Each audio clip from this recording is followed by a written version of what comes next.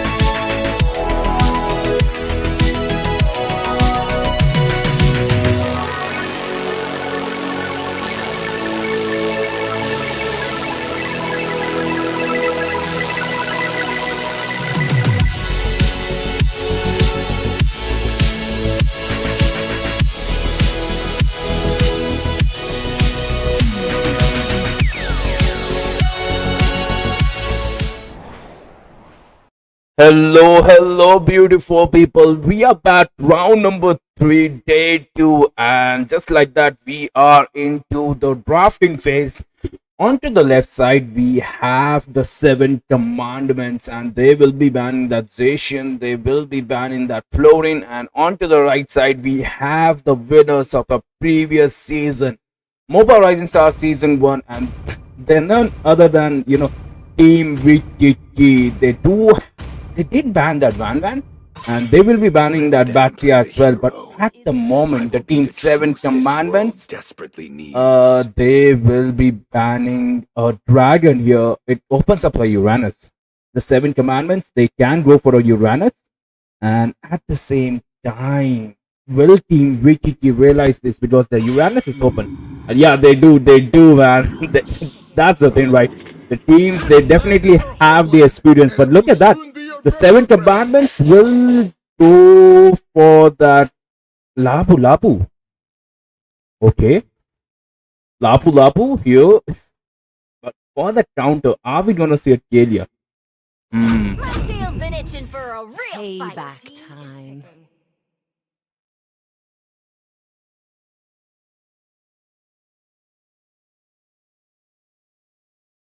We are gonna see a Farsa here with that Kalia.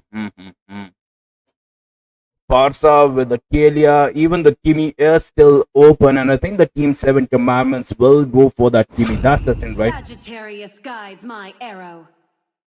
We are gonna see an Irithel here from the Chaos. The Kimi is still give Himanshu here. Will they go for the Kimi? The 7 Commandments. Irithel is still a good pick, man. And Irithel onto a Purify just tells you, right? The thing is, they don't want, right? They don't want that Kimi to, Only love and night are everlasting. Okay, we are gonna see one of the best mages right now into the current meta, into the game, and that is gonna be a Sicilian. The 7 Commandments have their damage dealers here. They are going for the late game insurance, Sicilian, and they are going for that late game. They are going for that, the lioness of the MLBB Chaos onto that Erethel. But are we gonna see a Bane Hyper here? But no, all attractive goes for that Harriet with that Vengeance.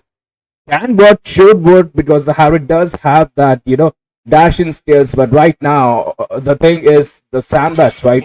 The Sandbats and the Hyper are left, and Gato Gacha will be banned as well because Gato, man, he is insane. He tanks way too much. And right now, the team with Kiki, they don't want the 7 Covenants to be tanky, especially when they have such explosive damage at the. That's the thing, right? The explosive damage from the Airtel and Sicilian is just too much, and you don't want your enemies to be tanky when they have such a beautiful power output heroes right now. And the ban, right? The 7 Covenants, they should realize the Hayabusa will be their weakness, because the Hayabusa does have that mobility. He can just go towards the back line and kill the damage dealers.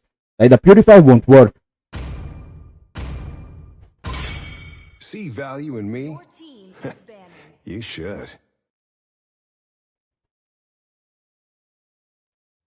And we are gonna see a Fedrin. So yeah, both the teams will be banning those Sandbats here. And yeah, look at that. The Daddy Fred is off. Daddy Fred has been banned as well. The Daddy Fred getting banned. So yeah, the no tankiness, but right now the last ban. Is it gonna be a it's gonna be a Kufra? So no more CC? They might be going for a Hayabusa. That's what I feel, right? Honestly, that's what they should go for, because the Kufra, the Gotogacha, kind of like a soft counters to the Hayabusa, especially that Kufra, right? So yeah, the Team 7 Commandments, will they realize this? That's the thing, right? Stewie here from the Team 7 Commandments, will they ban that Hayabusa or even the Fanny? Because at this stage, it is around 50-50. Like, what is gonna be? That's the thing, right? They are definitely thinking about it. Your team is picking. And we are gonna see a Hayabusa. Okay. The Bane Hyper. We already saw a glimpse of it when when they swipe the Harriet. Or are we gonna see a Bane Hyper? They are still teasing that Bane Hyper. And if Team VTT went for that Bane Hyper,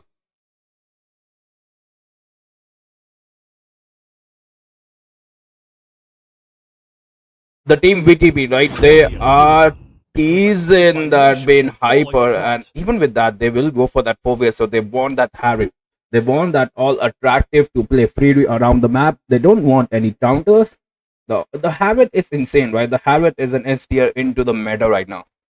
That's what I feel like. Like the habit dishing out that 1k critical damage at every basic attack, just 3 shots your damage dealer, and he will 3-shot in that YSS as well. But the thing about the YSS is, right, he does have that power spike, he does have that farming speed and a Minotaur here. Stewie with the Minotaur will melt into the early game. So the 7 commandments, they are really going for the late game here. And Sir Meowington with that Bane here, are we gonna see a Bane? And look at that fat tummy, but now Sir Meowington will go for that Fanny. It was a 50-50, you know, it was kind of like a 50-50 guess, because the enemy is banning a Gotcha, is banning that Kufra. And honestly, in my opinion, if I have to go against a Fanny or a Hayabusa, I will go against a Hayabusa every single day. The good Fanny users, man, the good Fanny users, they don't, man. They don't give you any space to breathe. And yeah, we will be moving towards the land of Dawn soon. Both the teams have drafted best of their abilities right now. And honestly, the Team 7 commandments, their synergy, their pits are tilting towards a little bit late game. And at the same time, the Team BTT, they have the early pressure, right? They have the Fanny. The Fanny can invade at around level 2 if she gets her blue buffs. And they have that Farsa and Harriet for the late game. The Farsa is the one hit the lead mistress. And even the Harriet, man. And look at that. We are here into the land of Dawn way too soon. And right now, Himanshu here onto that YSS will be taking the red buff. And Fanny will start from the red buff as well. So this just means, right, when the turtle will spawn, Fanny will have her blue. Okay, Team Wikiki, winners of our season 1. Will they able to go towards round number 4 here? YSS, look at it. YSS has already taken that blue buff. That's just insane. And YSS is going towards the bottom lane. He is going for the need friendlier creep here. He do realize the Fanny can go for his blue at the moment. The Mino will get melted as well. He is taking that sustain. That's the thing about it. And look at that, the way they're chasing the lanes. And the 4-face is here onto the blue as well. But they realize that the YSS is not taking. Okay. The YSS is not taking. The YSS is not taking the blue buff. So that's just a high level, you know. But look at the Kalia is onto the back line. Provide that CC. Provides that passive. So right now, look at that. Early flicker. And the Farsa gets the ult. But will she get punished for that? But no, it might be Stewie, because look at that. The Sir Meowington might be level 4. He will be onto that Erythral, I think. But at the same time, Notorious zoning out that Benevolent. I think that's Benevolent, right? Benevolent. Yes, they are zoning out that Lapu Lapu. Okay.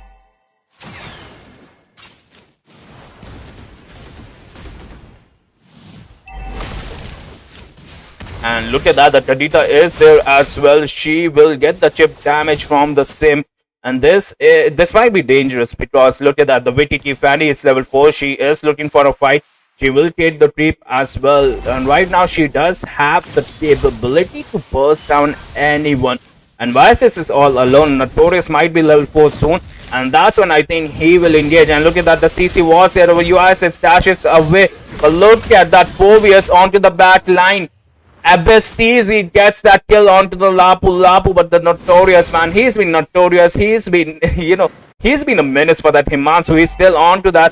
The heal should be there for the Mino, but no. A 1v1 here. The Team VTT already ahead by 3 kills. They will get the turtle as well, and the goal difference is massive. Already 2k. The same goes down here. Stewie trying to protect the mid lane terrain, but now the Farsa will be superior here. That's that shutdown onto that Sicilian. And right now they are on to Chaos. They know they need to shut down Chaos as well, because the Earthhold power spike is insane, and that's when they should move. But they're taking the creeps as well. They're not letting that YSS farm. We hardly see a mage and, you know, the roam combo to take the farm here. But look at that, the Havoc is here. They can melt the Mino. The Mino will get melted. A beautiful ult by the best easy. The Mino gets disappear, and right now the Team VTT They gets the Himanshu onto that YSS as well. They will steal your buffs. They will steal your roam. They will steal. Oh, look at that. Himanshu survives onto that 1 HP. It is going to be 2v2 at the moment. 4vs, but look at that. The aerial strike, a beautiful aerial strike is there. And the Sicilian, he knows what he's doing. He straight away goes to that Fasa. You know, this, even, you know, to remove his ult. And that gives the Lapu Lapu a chance to survive there.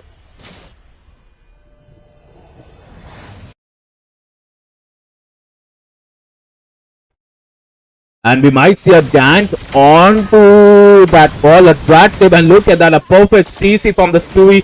But no, APOSTLE, he wants that kill. He gets onto that Chaos surviving onto that slitter of HP. The heal was there, but no.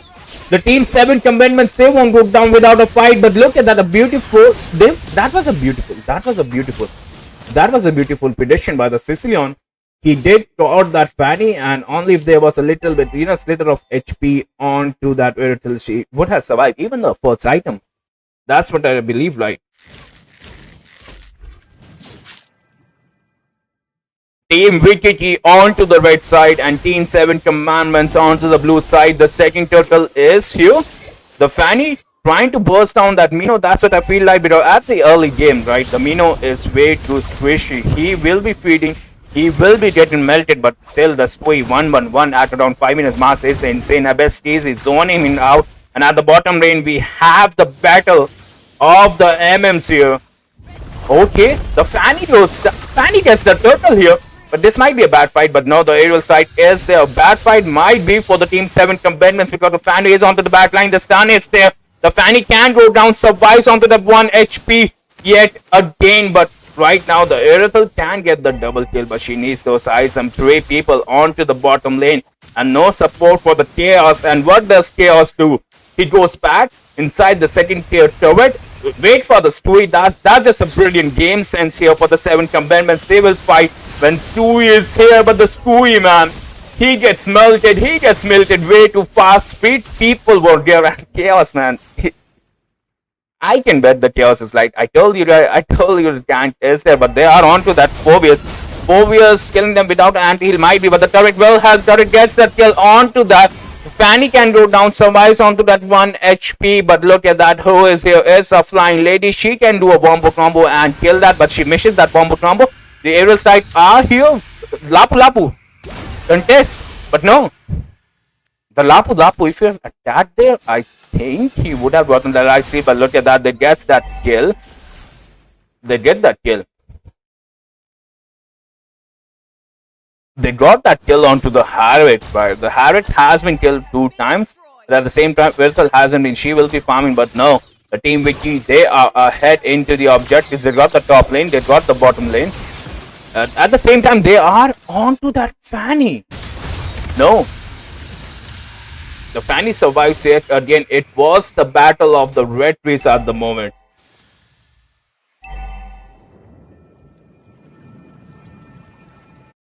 The 4vs, man, providing that perfect vision at the moment. The turtle, that this should be the third turtle here, and the Team Wiki, they are ahead by 4k gold. I think they will get the turtle as well. The Harriet is on to that turtle. The red, even the recall, man, even the recall was there, and Lapu Lapu survives barely. They are on to that Himanshu. The aerial strikes are there, zoning out that Sicilian. The one of the damage dealers are not there, and one of them is respawning. 4vs gets that kill onto Siu. Lapu Lapu onto the back line. Where is the support? Where is the YSS? YSS joins the party, can get the kill. He should get that kill onto Notorious, but no, Notorious gets that kill. Even the Farsa was low. Yeah, that's the thing, right?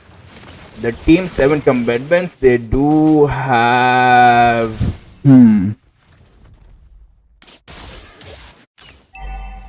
Look at that Farsa, man. Beautiful. All the Harriet is there to tip, and look at that. A beautiful basic attack gets that kill. But the Harriet is way too fed. All attractive.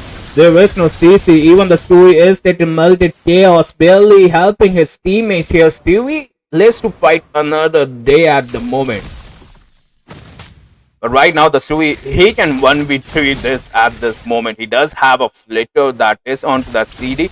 But if you look at the items, you already have 2 items, man. But at the same time, the Fanny will get the turtle here. Another team fight going onto the bait lane. The Fanny is onto the back line. YSS gets that, but the turret, the stun misses. Fanny gets that kill, but not without going down. Fovius is inside the turret. This might be bad. The Fovius will go down. A 2v2 trade at the moment when the hyper goes down for both the team. But yeah, the Earthel goes down yet again. They are letting that all attractive being unchecked. And it's not going to look attractive, but they are on to that Abyss easy. But no, the team Wicked, it gets another objective. 4 objectives into their pockets here. 4 towers all down. The goal difference is massive as well. 5k goal difference at around 9 minutes. And especially when you have a late game composition. Look at that. Lapu Lapu onto the backline. He jets a bush. All attractive can go down. He doesn't have the mana. The stun is there. He uses that flicker. He uses that recall to show the dominance. To, you know, bait them out, but the Rayuga is here. The damage, you don't recall. You don't recall. Chaos, man. Punishes that all attractive right there. That's gonna stay in here. And look at that. The Lapu Lapu provides that vision off to the Fanny. But right now the Fanny could have engaged, but look at that. At the same time, Abyss Lazy, the 7 commitments, they're like, we have the late game synergy. We are gonna play for the late game synergy. You're gonna provide us chances. We are happily gonna take those chances. And right now, the blue buff should go towards the Fanny here because, like I said, Himanshu goes down, right? Himanshu gets that wrong. But another beautiful team fight. They are onto the Fovius. Beautiful stun. Wompo come in here. The Fovius will go down. That's what I feel like. But the Fanny should get another kill here. Look at that Sicilian perfectly. You know, perfectly predicting that skill number 2 is a skill that hardly, like, even as a global peer. Even as a global Sicilian, I don't even look at that. The damage from Farsa using that flicker, invest that flickers, but now is that Farsa on? Bro, he's not on to that. So now I don't know why she flickered because she need that one item to provide the damage. That's the thing.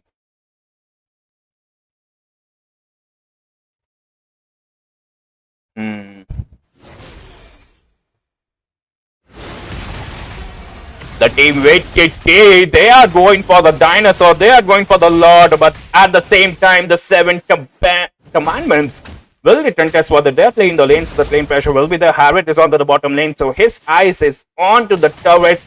The Sicilian, the damage dealers are not there. They can. The thing is, the team Wicked, they are making perfect pressure here, but they won't contest because the Harriet goes down. The Harriet goes down.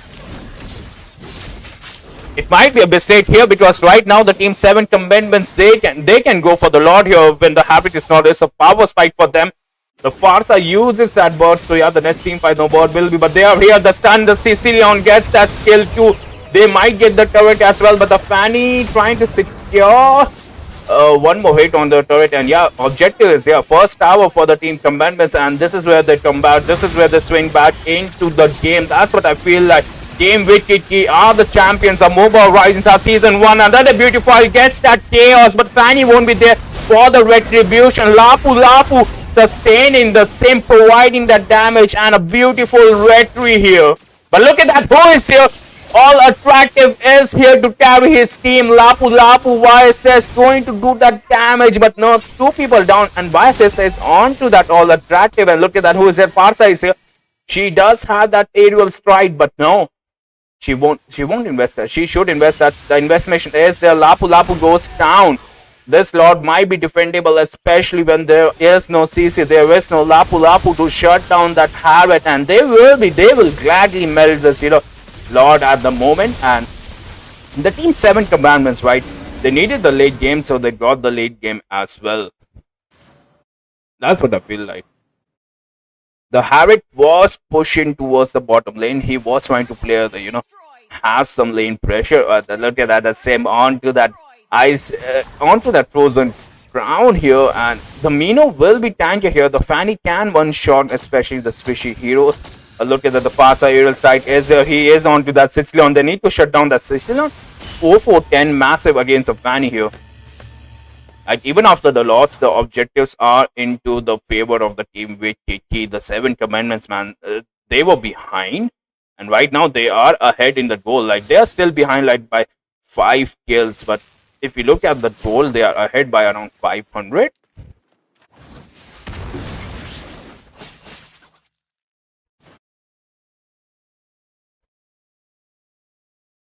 They are going for that blue buff. They are going for that ganking. They are going for that ambush. The perfect position is there, like 3 bushes, and all the team are hiding in those 3 bushes at the moment as well. The thing is, the Harriet is a bait. Look at that, the Harriet will be the bait. The Fanny out of the range of the map. But then again, they are not onto that all attractive. Will they contest for that? The red tree battle is there. The Fanny gets the red tree battle. The Mino misses that stun. And look at that. They are onto the Vices. The aerial strike is there. Vices have a stun. Uses that stun. And it will be a Bestizi who goes down. Mino is onto that 1 HP. The flicker ult onto that all attractive here. The Fanny is still trying to do some damage. But no. The Phobius is here to do some damage. Where are the damage eater onto the back line? The Notorious, we are Notorious, but look at that. Sea Harbor will get used. So that's an insane 3v1 here trade for the team Wikiki, and it's not looking good. And Vices wanted more. I think the Vices wants more here, but look at that. The Farsa gets caught. She has to run away, but look at that. It will be the Chaos who gets caught, but no. Perfect use of that wind here. The Mino is here to heal his allies, but will it be enough? That's the thing, right? Will it be enough? And the Lord is here. They might be able to melt the Lord, especially when they have Erythel. They have a sister on the Lord is already 2/3 down here. Vices joins the party. The Phobius will be way too late to the party. It is gonna be a 4v3 fight. There is no zoning out. The red tree battle, like we saw, right? The Fanny gets the red tree battle. They have the vision here. The Farsa pops that well. Red tree gets Lord Slayer. Reds 2. Vices gets that Lord. Fanny goes down as well. Erythel providing that massive damage. The sandbag from the Lapu Lapu all to that all attractive. But look at that. Himanshu on to that Harriet gets that kill. But no. All attractive runs away yet again. But we do have a Sicilian all at all here. Look, guys, help your Sicilian. Guys, help your Sicilian. The Purify onto the Sicilian has been used here. They realize that they got the Lord, but they will be losing yet another objective onto the bottom lane here. The team Wikiki with the better macro at the game at the moment. That's what it looks like. They're all over the map. Like the team Commandments, they secure the Lord 2 times. But yet again, the Lord failed to march. You know, the Lord didn't even cross this line. They didn't even cross the river. And they will get the Lito as well. So more info, the better.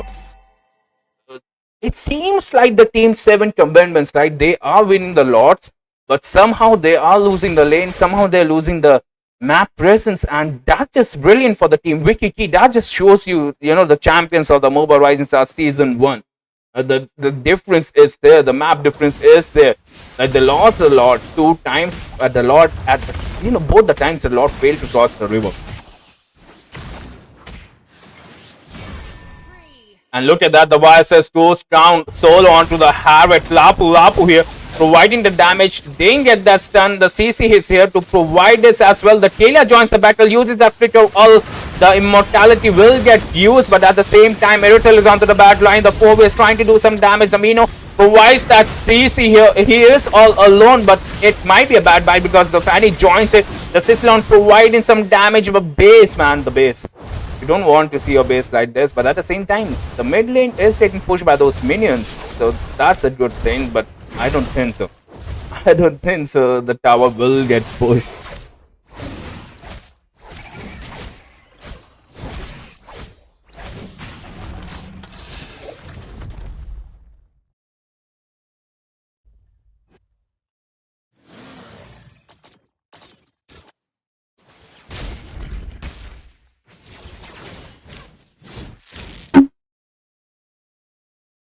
Look at that. It's either Fanny or the Harriet who is laying the side lanes, providing that pressure. And yeah, with that, I think, man, we are into the super late game as well.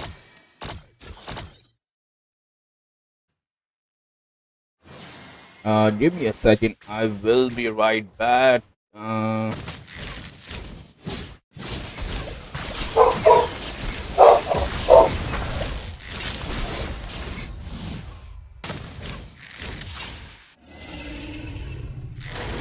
Okay, I am right back here, but at the same time, they are trying to melt the Mino. Mino force the pop of ult.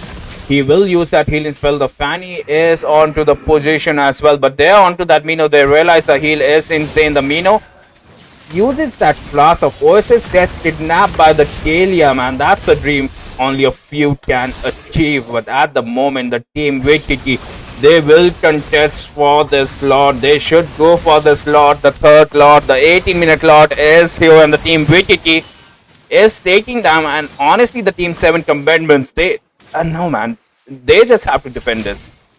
I think they have to defend this, and I think they will defend this because let's be honest, man. They have a Sicilian, they have a Airtel, they have the late game demons, even the YSS. So the damage is insane. They just want the sandbats to, to survive, and this will be. Honestly, this will be the final stand here. That's what I feel like. This will be the deciding lot here. I bet Stacey here. Okay. The same needs to be saved. But look at another beautiful kidnap by that Kalia, but the YSS survives. Was Fanny onto the back line. The Fanny will be the one to get punished here by the Sicilian. You hardly see this, but the fast aerostite is here. The Lord is marching YSS onto that Lord. The top leg turret getting pushed by that Harriet, but the Lapu trying to sustain. The lanes, right? The lanes. The next minions will it's always a next batch of minions that are troublesome here. And the Harriet with the Kalia, man. The Kalia is looking low, but look at that Sicilian trying to clear the minions. The minions are already dead. The Lord is already dead. But look at that. Who is here? It's the next batch of minions. The Sicilian damage 2 hit and Farsa gets deleted. The top lane turret will get deleted as well. The Kalia jumps down, kidnaps that Lapu. But that might have been a mistake because the damage dealers are here. Kalia runs away. 2 damage dealers are down. Even the Harriet, right? The Harriet has a lane clearing specialty here. I don't know, man. I don't know. This might be the push that they were looking for, but the bottom lane is getting pushed. Lapu way to win. He wants that Farsa kill, but there is no front laner here. Lapu can go down. The Farsa does pop that. The heal is there as well. Lapu sustaining so much, but Ertel is here. Will punish that Phobius. Mid lane turret is there. The Fanny does spawns. They will be able to defend this. And what a match it is. 7 commandments was this team VTT. Honestly, man, the team VTT. The Fanny is not doing fanning. That's what I feel like. If it was a Hayabusa, the 7 commandments would have a hard time. And honestly, man, hats off to them for that beautiful Hayabat. If I was in that position, I would have gone for a Fanny ban. But no, they realized that the Fanny we can counter, but not the Hayabusa. Right now, despite losing 2 of them in turrets, they are holding. They are giving team VTT. They are making the team VTT be onto the back foot here, and the Lord is here as well. Look at the majestic beast. Look at that the feet, man. It reminds me of carry feet, and they are onto here. They know that's a dead zone. If anybody moves towards that, they're gonna be dead. The parts of the bandit damage is gonna be insane. Ethel all alone against Meowton, but it will be the Fanny, man, who runs away.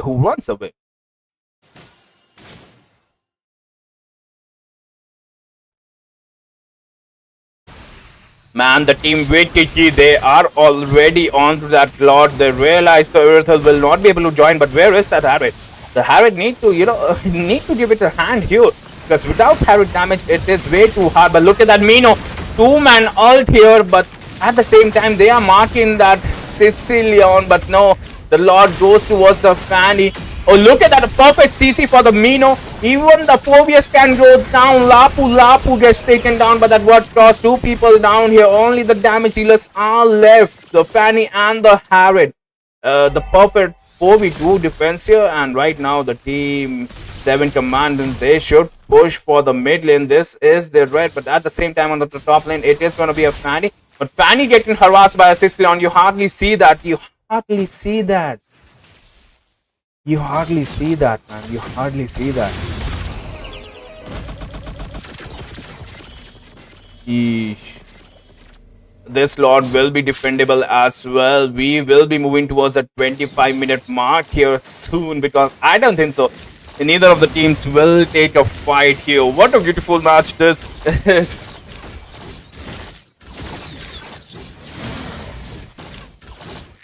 Both the teams went fighting for 20 minutes straight for that position to the round 4, and the situation, man, the situation.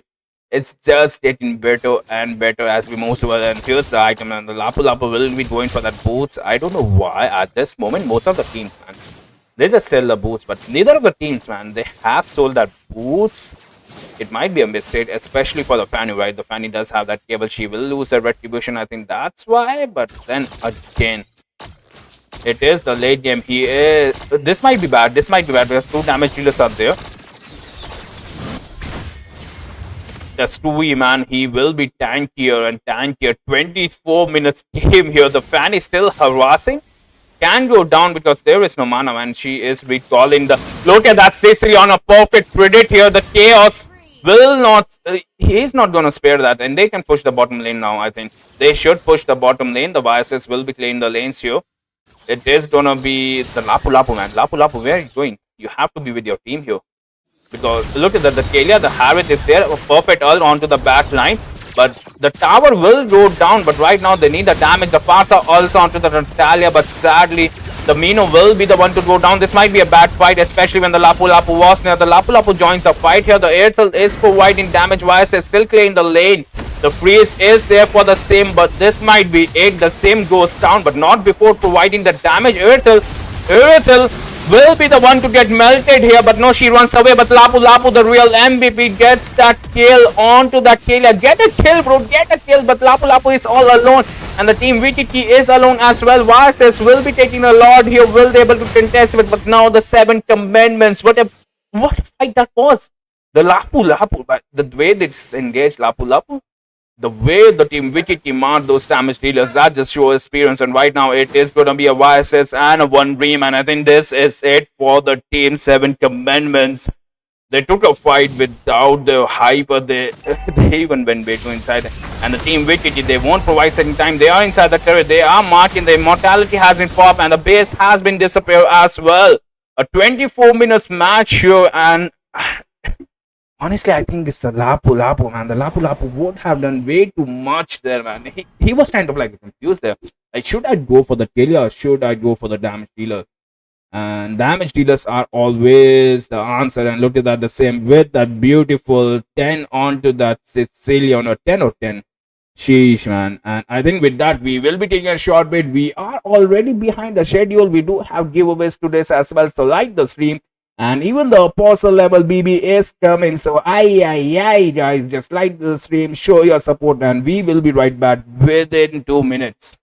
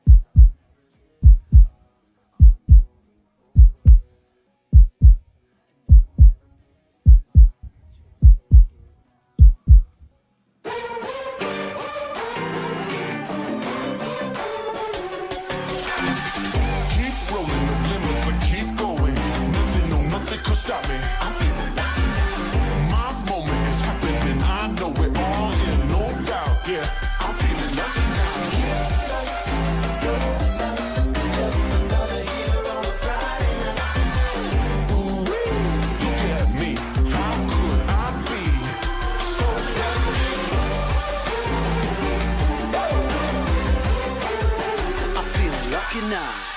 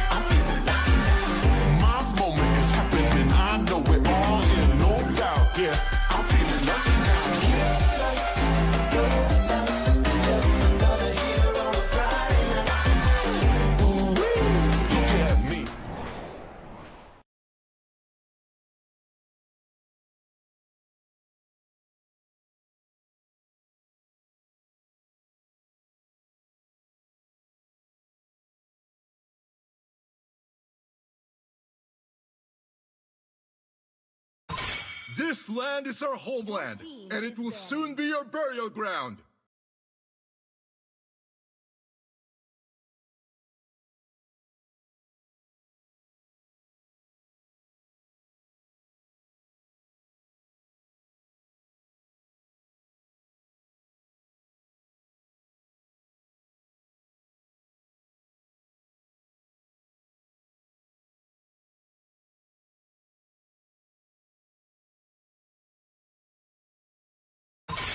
My tail's been itching for a real fight.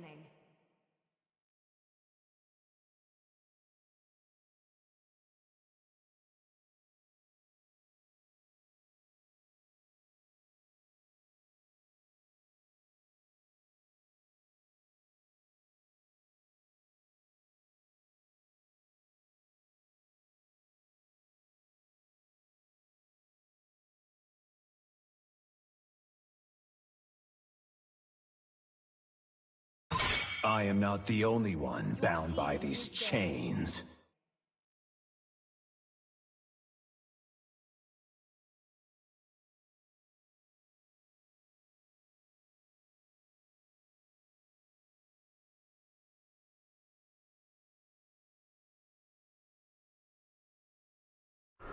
Hello, ladies and gentlemen. Welcome to Rayuga eSport. This is a game between Evan Garde versus the Lord Order. I'm your boy Extra, casting you in the gameplay, and yeah, it's exciting to get a match here right now. They have Absolutely banned all excellent. the matches. Yeah. Yeah, this is Moba Rising Stars Season 2. And onto a left side, like you said, Axel, it is going to be Team One Grande. And onto a right side, it is going to be the Lord's Order here. And we are already here into a drafting phase, it seems like. And look at that. One Grande banning that Lapu Lapu, banning that Mm-hmm. Phobius, and banning that Van. But at the same time, man, the team, the Lords Order, they will be banning that Uranus, man. Honestly, Axel, Uranus into a current meta is horrendous. He is just way too, way too S tier. Even after that, healing, like even after joining those team fights, he's at full HP. Yeah, it clings to a sustain where he can regain its HP with a build and with that new meta buff that is getting on Uranus, that is good thing to get EXP in Uranus. So yeah, that's true. That's true. And if we look at that, Kimi has been banned as well. So what is open right now? Will they go for a Farsa? Because we all know the Farsa is an HDM mage. The Farsa will delete your squishy heroes, especially into the late game. But even the Batsia is good. The Batsia is still a flexible pet. The Batsia can roam, the Batsia can XP, and the Batsia I, can hyper as well. Etzel. I'm assuming Padang, because Padang is not banned here, or Kadita, or they would just pick up the Mm-hmm. random metas from heroes. But I'm guessing to choose either of them because they are open right now. Absolutely, and we are gonna see a gacha here onto that 100 kg, but that just opens even the Harriet, right? The Phobius is banned, so it might be a Harriet, but no, the Matilda Alliance is here, Axel, and with that, what will they complement it? Hmm. They're gonna pick it seriously. I guess out of the moment they're gonna make some for themselves because something is kind of bit comfortable for them to pick at Matilda because Matilda is good, but you need a comfort pick to heroes or like some good heroes to maintain that stability with Matilda also. That's right, Axel, and even the Irithel has been picked, so the mobility, the movement is already Mhm. insane here for the Lord's Order. Like they have the Matilda, they have the Irithel for the kiting. So the team Avan Grande, man, what will they pick here to counter this? Hmm. For now, they have all the mid, and oh, they picked the Bruno. That's a good counter for Irritel, but for long range, Bruno is good at lane game with damage against Irritel also. That's a good counter both for them. That's right. Even the Farsa is there, so I don't know. Will Farsa be able to hit those smart? But look at that. One of the best mages right now into tournament meta was just hovered over. The Sicilian will provide them that late game, late game insurance. And honestly, the Bruno power spike is insane as well. But the thing is, with that Erethel, with Mm. that Matilda, will that Bruno be able to, get that damage? Of course, it's it just depends on the skills. It just depends on how you will play or Crowned how by you Heaven's defend yourself mandate, from my getting legacy attack shall or damage. endure. It just depends on that. But let's see about the gameplay. And right now, I guess Asian for Asian, it's open right now. I'm guessing who will they pick? What are you guessing, Ray? Zacian has been picked up here. Honestly, I don't like the Zacian here, Axel. Especially into a late game, especially when your opponent has a Farsa, because Hmm. Zacian will get melted here. But we are here into the second phase of the ban, and looking like that, I think the team, the Lord's Order, will go for a Hayabusa. There you go, man. The thing is, Axel, their lineup is way too swishy, right? And a Fed Hayabusa will melt every single one of them in the early game, in the end game, even in the mid game. Yeah, absolutely. And right now, the most of us is open. We are So either they would just pick. Oh, clue. We totally forgot about that clue. The clue was Either they open. would pick. Yeah. Hmm. It is a drafting phase, the second drafting phase, and yeah, the oven random, and they realized that the glue was open. They realized that if we don't want that glue, they don't want their enemies to be tankier, especially when they have that burst damage, they have that mobility. That's good. That's yeah. no one And can escape my iron that's fist. what I was gonna tell, but I was Badang, open. and yeah, you And called it, man. You other called it. yeah, and other side they could ban chlorine because the Gatukatsa could go either XP or like roam. Hmm. So maybe they would pick or ban something else. Let's see about that. Are we gonna see another assassin ban here? Like, what are there for the hypers? Even the joy is there. The team when Grande are lacking that little bit that CC, that pure CC, but See they will value go in for that me? Daddy Fredrin. Aye aye You aye should. Axel.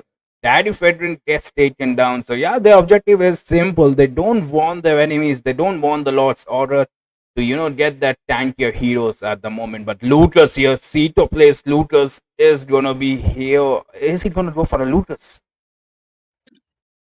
They are doing the sharp mind banning phase, and yeah, it's good to rethink again to pick and ban the heroes that you would decide to pick against the opponents. So yeah, of course, the Lucas is open, but ra- la- la- but the late game for Lucas got nerfed Way too much. Way too much. in this season is kind of bit not makeover.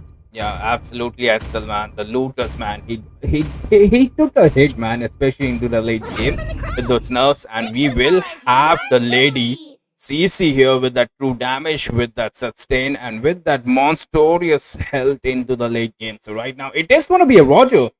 So they are going for a hybrid hyper here, MM plus assassin plus fighter hybrid. And the Roger can work, especially with the squishy lineup that the Lost Order have.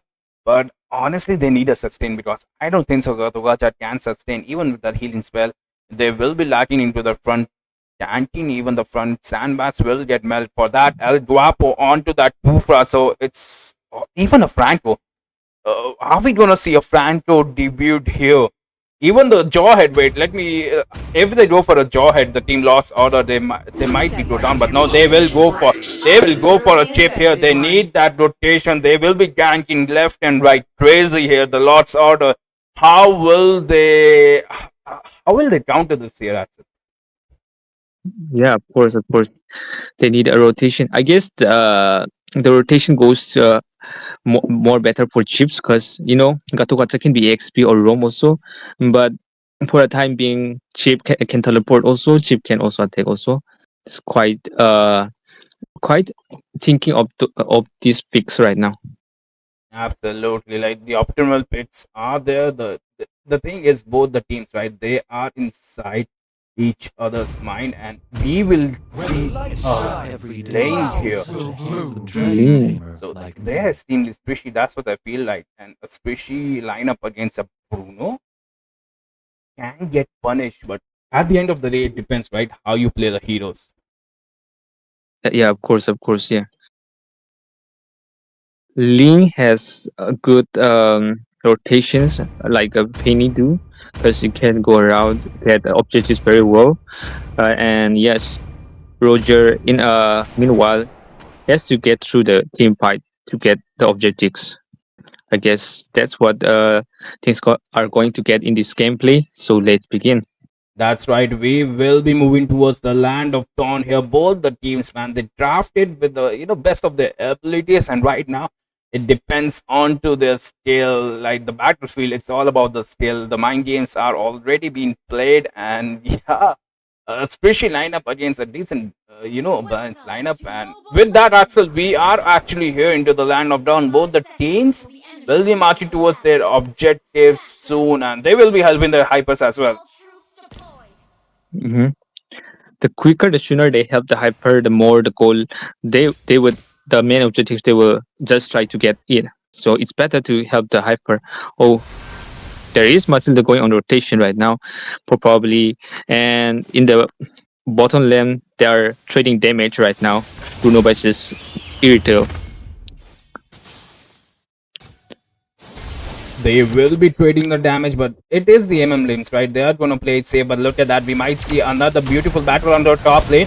The Matilda Airlines uses that flicker, the chip, providing that perfect vision. The chip was there as well, for that lane. But the lane, man, the farming is a little bit slow. That's what I feel like, because Roger is already onto that red. The red is already low onto that 30% HP. Right now, the chip, he does have that passive, right, Axel, which can heal him, and he's way too inside the turret. The Zacian uses that passive as well, but the chip, man, the chip being chip, like, look at that. El Guapo will regain his HP, will use that spell as well. Yeah, but for Matilda uses his play card at the early. It's kind of a bit difficult. And look at that in the top lane. This Gatokacha is having a lot of troublesome from CC damage, because Gatokacha has is a tanky burst, and then something like that. But that's right, for CC, onto the mid lane, man. Yeah. Look at that. The Ling, even the Roger, man. The Ling wanted that kill onto that Farsa, but the Roger, man, gave that Farsa another life. That's why your teammates are important. And honestly, man, this Matilda has been already annoying onto that El Guapo here. And the turtle will be spawning as well. Axel, what do you think? Which team has the advantage right now? So far, so good. The rotation is being the same. The controlling is same right now for the team.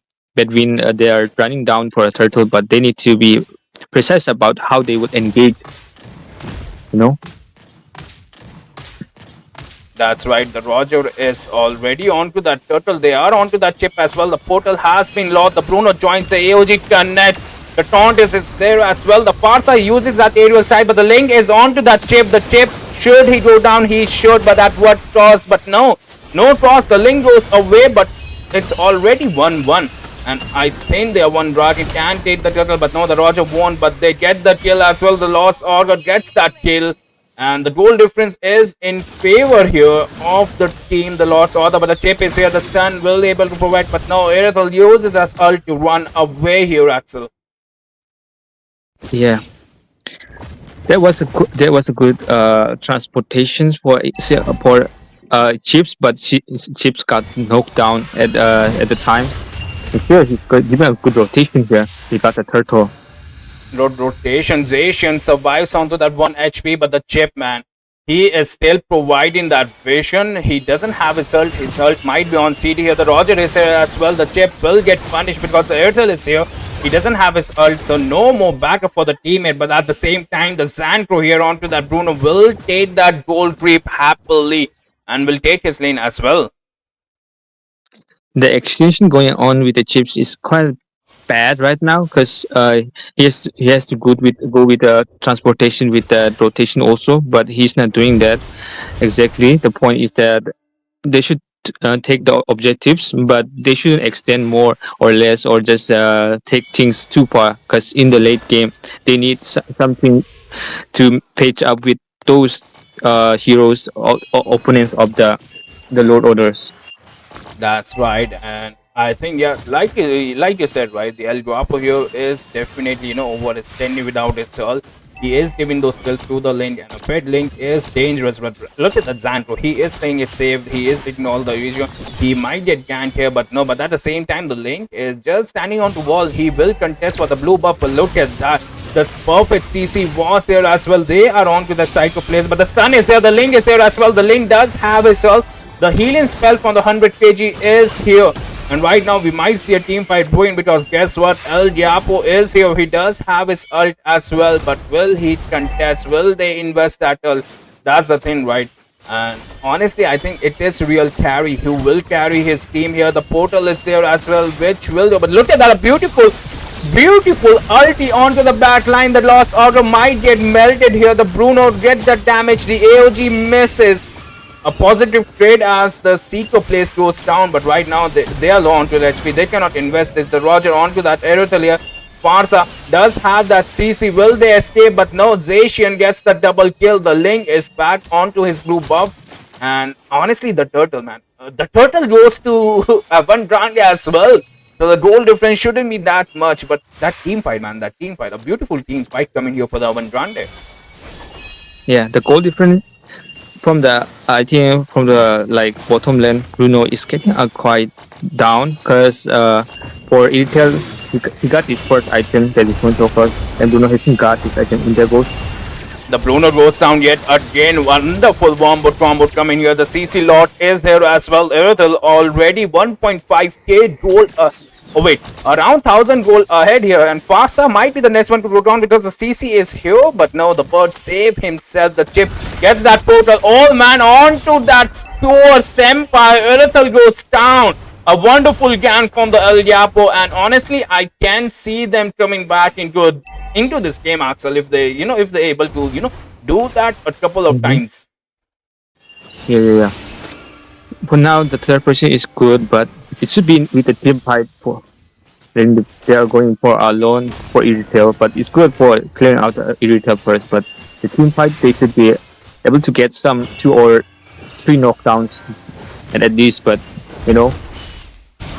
that's right. The taunt is there onto that Zoe here. The lane he decides to go run back, but look at that. 3 people onto the mid lane. This is a death sentence happening right now, but no. The Matilda, man, he is there onto that chip portal to provide that vision to, just give that dash to that Senpai. And right now, the team, the Lost Order, they will contest for the mid lane. That's what I feel like, because for 4 people are here. They are going towards the turtle here, Axel. They are already onto the turtle. This will be the third turtle, and the score is 1-1 onto the turtle. But right now, the Zacian uses that ult to get that vision. The Bruno will get the top lane. The objectives are same here. So yeah, the Avandrange, they won't contest for the turtle here, Axel. There goes the trip. So no more rotation, and goes on with the team. The top lane is clear, but the bottom lane is not clear. They are picking up the one side each other. But the more they get the main objectives, the more they are pushing right now. They are pushing the AOG onto the backline, onto the Zacian, but the front line is wide to open the Lord's Order, man. The thing is, they were inside 2 turrets, and they still have a lot of HP right now. The chip, man, El Yapo needs that silent guns onto the enemy. And yeah, 2 objectives. The Erythel will push the top lane as well. So they just need to mark that. They just need to get the power spike here. Farsa unable to, shut down enemies here. And look at that, Matilda inside the turret, getting those hits, but still he is way too HP here. The chip getting melted here. The CC, man, even the shield from the Matilda is way too much. That's the power of Matilda Airlines. Yeah.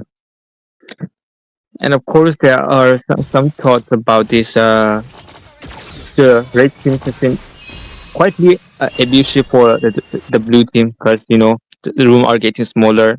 They didn't have any chance to get in, because they are like good in mobility, and what gives the guiding is that Matilda has two advantage to Oh, disturb that. they are on to that. El Guapo 2 shut down here. Xandro goes down as well, Axel. Sorry to cut you off, but a wonderful team fight was there. And the Wombo Commerce on the Lord order were on point here. They are checking the boats. They need the late game here. They need that faster damage. They need to shut down the Jason or even that Matilda somehow, because that combo Wombo for both of them are on point. Like they need to come back. The blue Avant-Garde, I mean, they need to come back with that getting the Lord. If they misses Lord, they would have a huge problem in struggling out to push lane. But here comes the chips. I think they would teleport inside, but no, they didn't contest for Lord. They didn't contest for the lad, and look at that, the presence, man. The presence is there as well, but at the same time, man, the chip is getting melted. I don't know how he only have he had that fleeting time.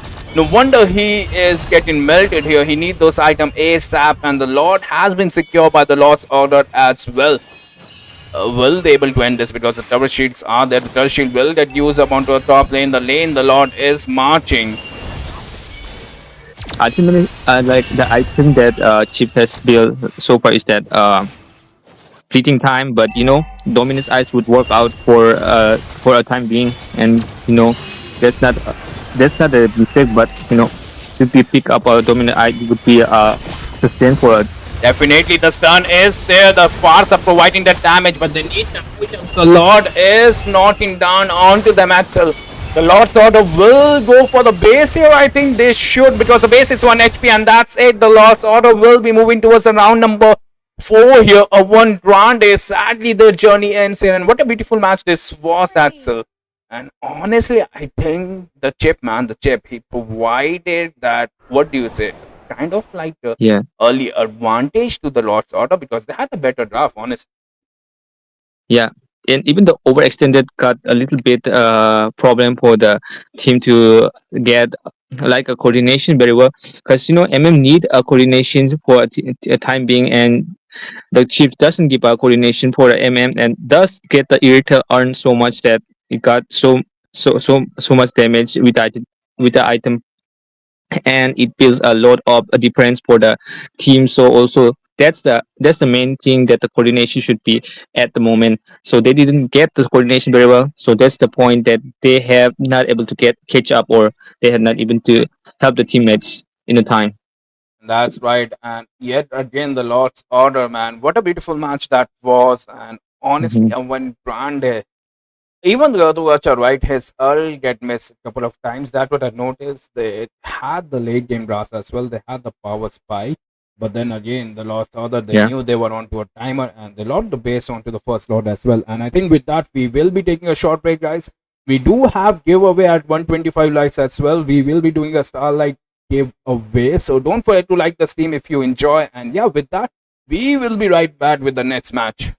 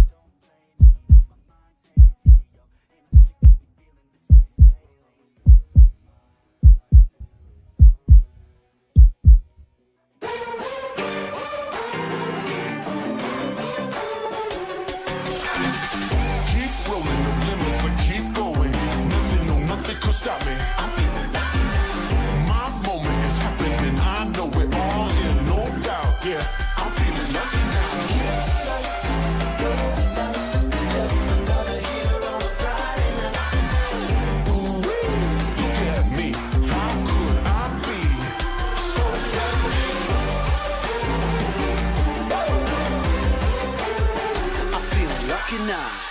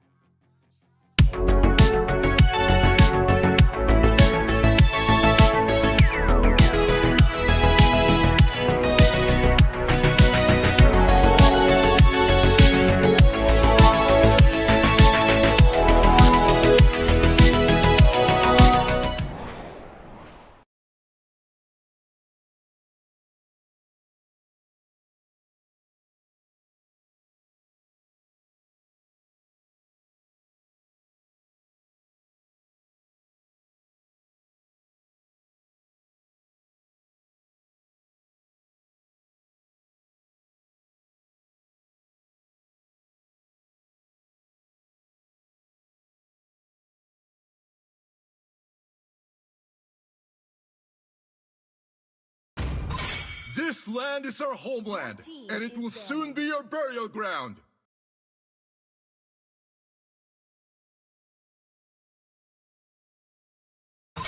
Let's make the whole world green and lively.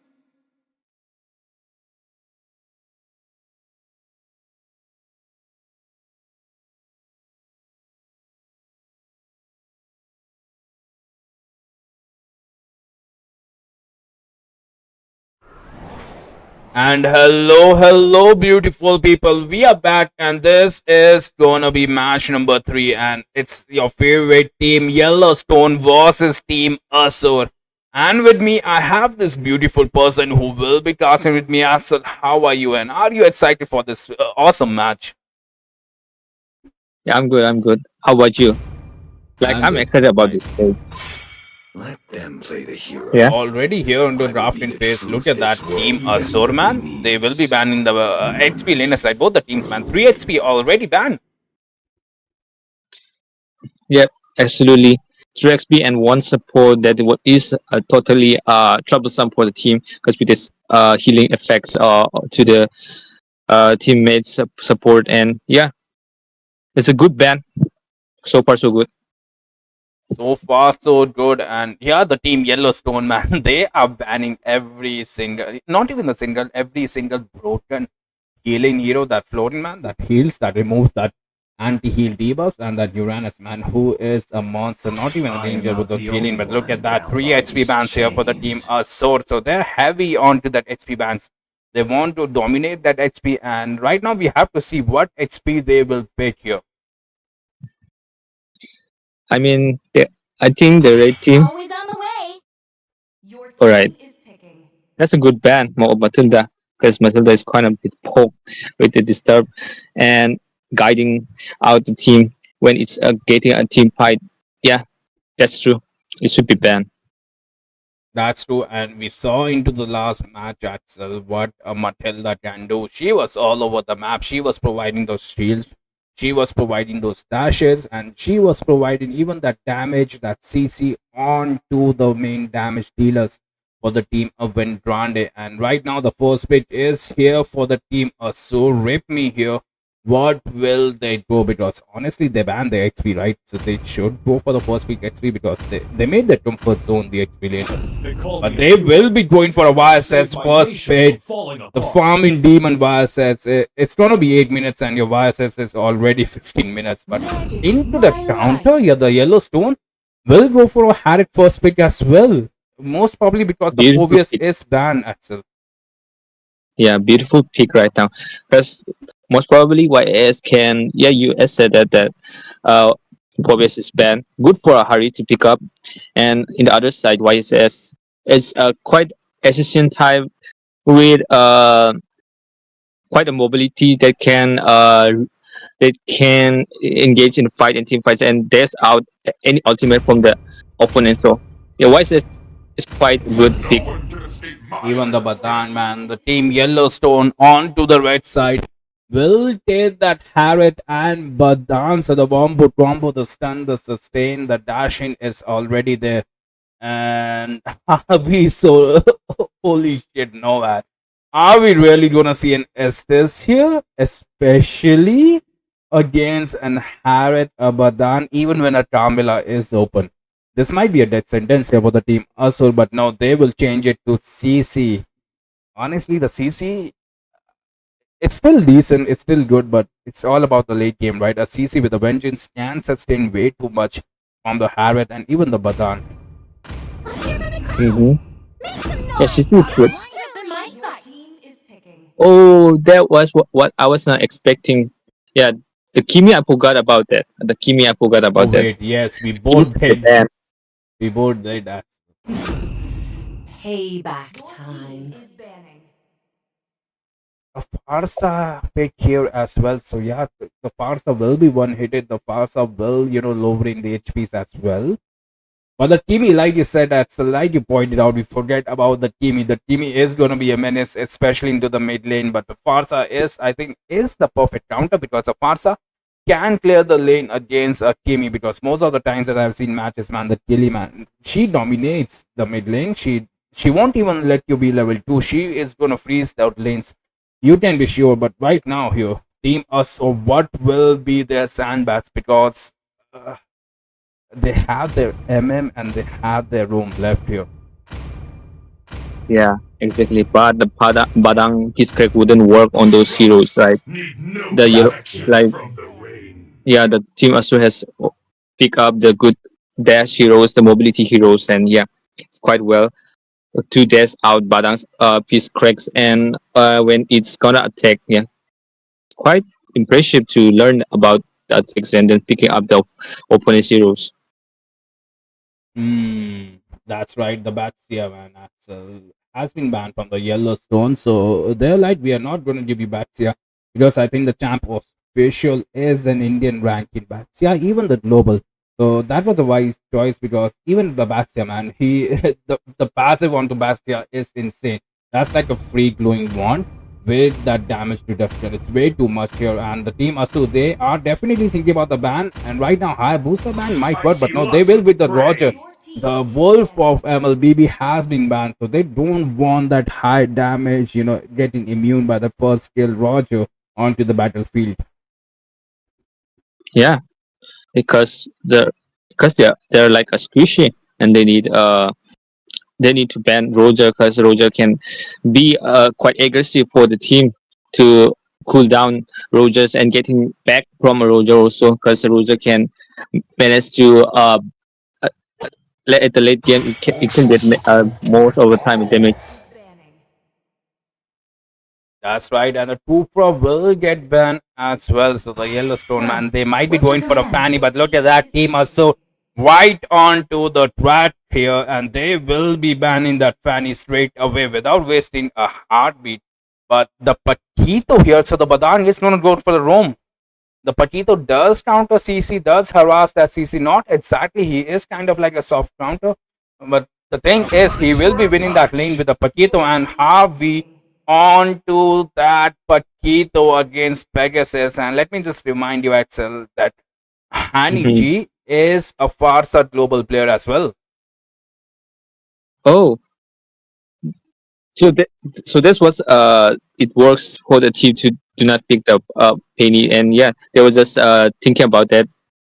They do their homework very well, and they knows about Honey G, and yeah, they banned that Penny a comport pick. But let's see who will that pick the counter. The counter. Are we gonna see a Mincy here? A Mincy room with a Ranger? VMMs here for the team Asur, especially way too squishy. And even when the team Yellowstone haven't paid their hyper because Habusa is still there. And I think it's gonna be a picnic for Habusa. A Dunivar, a Lutus can work as well. Because, but like you said, Mhm. Axel, like in the previous game, right? The Lutus late game has been massively nerfed, especially into a recent patch. Even the Ling, man, the Ling is here. Are we gonna see a Ling again? Was with Ling, the Ling works, especially when the opponent lineup is kind of squishy. But look at the team No, Asurs, right? They have the movement, they have the mobilities. The YSS, the Kimi, and even the Ranger have those dash skills here. it might get work if they go for a Ling also, but oh, they go for a Lucas. I must say Lucas would work at the first game, but YSS at the late game will make a menace to the team with the damage. Fell on the what we say about with the Skyfisher build on the Granger it might be quite difficult. That's right, like even the Kimi, the Ranger, the YSS power spike is way too crazy, and we just have to watch the game into the land of dawn.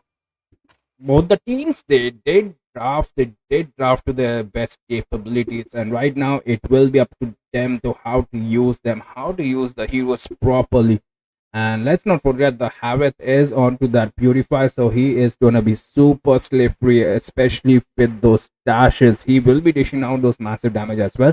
But 3 MMs are 3 MMs. 3 MMs with those dash skills, 3 MMs with those critical damage is gonna be insane. And we just have to see into the game as well, and here we are into the land of dawn. Both the teams will help their hyper here, Axel. Yes, yes, yes. And probably the most thing that I'm not thinking like I'm thinking about that Badang, the team Yellowstone has more sustain than Team Asur. That's right. Like, It's look not at about that the team, Kimi, yeah. man. The Kimi wanted to freeze the lane. He is still not clearing his lane. He wants to harass that Aniji, but no, the Badan will help his mid laner, like you said.